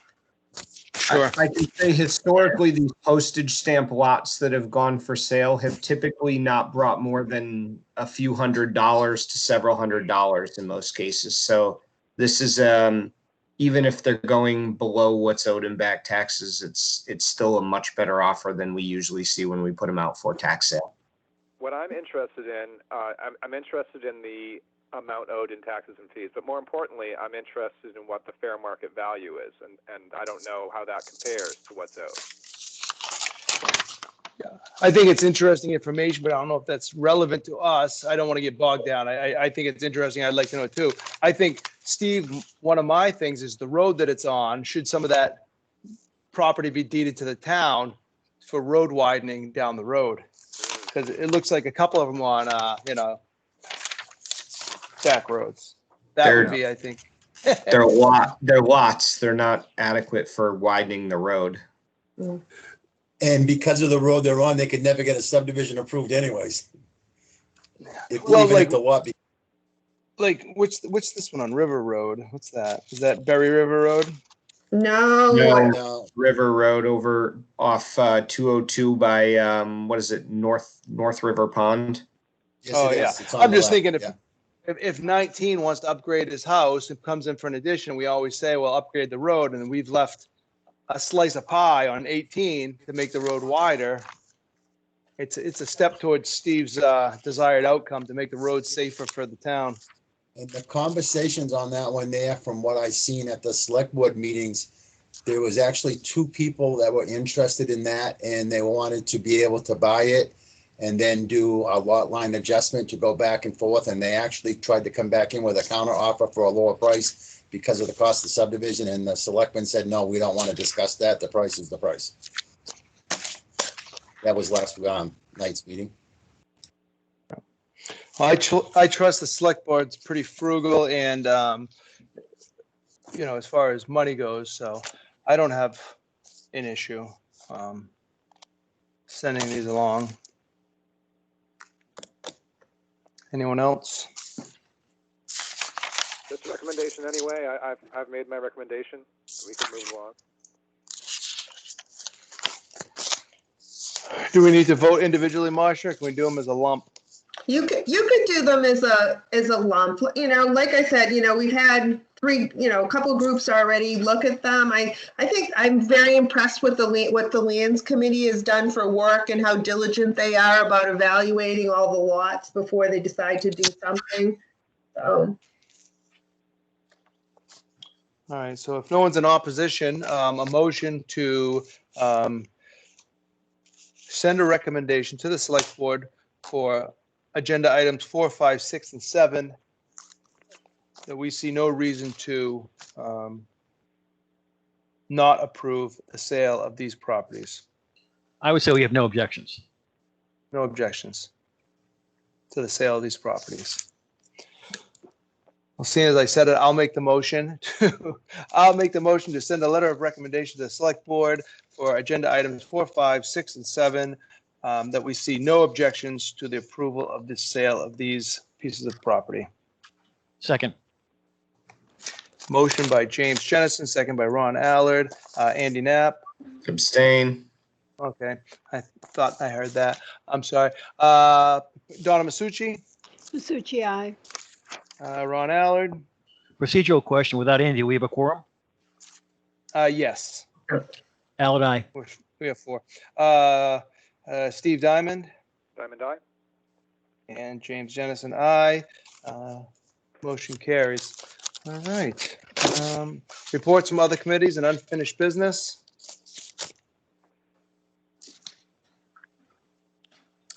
I Any have other- none. Continue Back to the. minutes. We got minutes, yeah. Anything other than minutes? Anybody have anything in the minutes they want? I thought Marcia was saying something, but other business. Did you have other business, sorry. Marcia? Before No, the, we've already voted to move the master plan. That was our other topic that was up for discussion. So we've already scheduled that for, we scheduled for the second meeting in November. November. Yep. All right. Any corrections to the minutes? Just, this is Ron Allard. Given the length of these meetings, should we call them hours instead of minutes? I think it would be appropriate. The only other suggestion is to limit the amount of time, like sometimes they'll say, limit 5 times per speaker. That's the only other thing I can suggest, because sometimes if you can't say it in 5 minutes, you just go on and on and on, but that's up to you guys. I think people were pretty concise this time. Yeah. All right. I make a motion to approve the minutes as written. Second that. Motion by James Jennison, second by Steve Diamond, Ron Allard, Allard, aye. Donna Masucci, Masucci, aye. Steve Diamond, Diamond eye. Ron Allard. I'm happy to vote again and say aye again. I'm sorry, James Jennison, aye. Minutes approved. I'm just checking stuff off. All right. This is getting ready for September 3rd. Can I vote twice on September 3rd too? I mean, November 3rd? I believe that's the current trend. September 3rd's gone. Three absentee ballots and 1 in person. That's it. Before you guys get off the meeting, the cases for November 3rd, there's quite a bit of materials. I don't know if anybody would like to pick them up. They are ready. All right. You would bust our budget if we mailed them, so please. Masha, I'm not mailing these packets. No, I was joking. We would bust the budget if we ever did. But no, please pick them up because there are a number of applications and some of them, yes, are amendments, but the packets are really full. Barbara, if you can put mine in the bin, I'll pick it up this week. Okay, I will do that tomorrow morning. All right, a motion to adjourn. Motion to Until adjourn. November 3rd. Second. All right, Ron, motion by Andy Knapp, second by Ron Allard, Donna Masucci, Oh, yeah, aye. Steve Diamond, Aye. James Jennison, aye. Andy Knapp, Aye. Allard. Allard, aye. All right. We are adjourned. Have a great night. Thank you, everyone. Thanks, Jamie.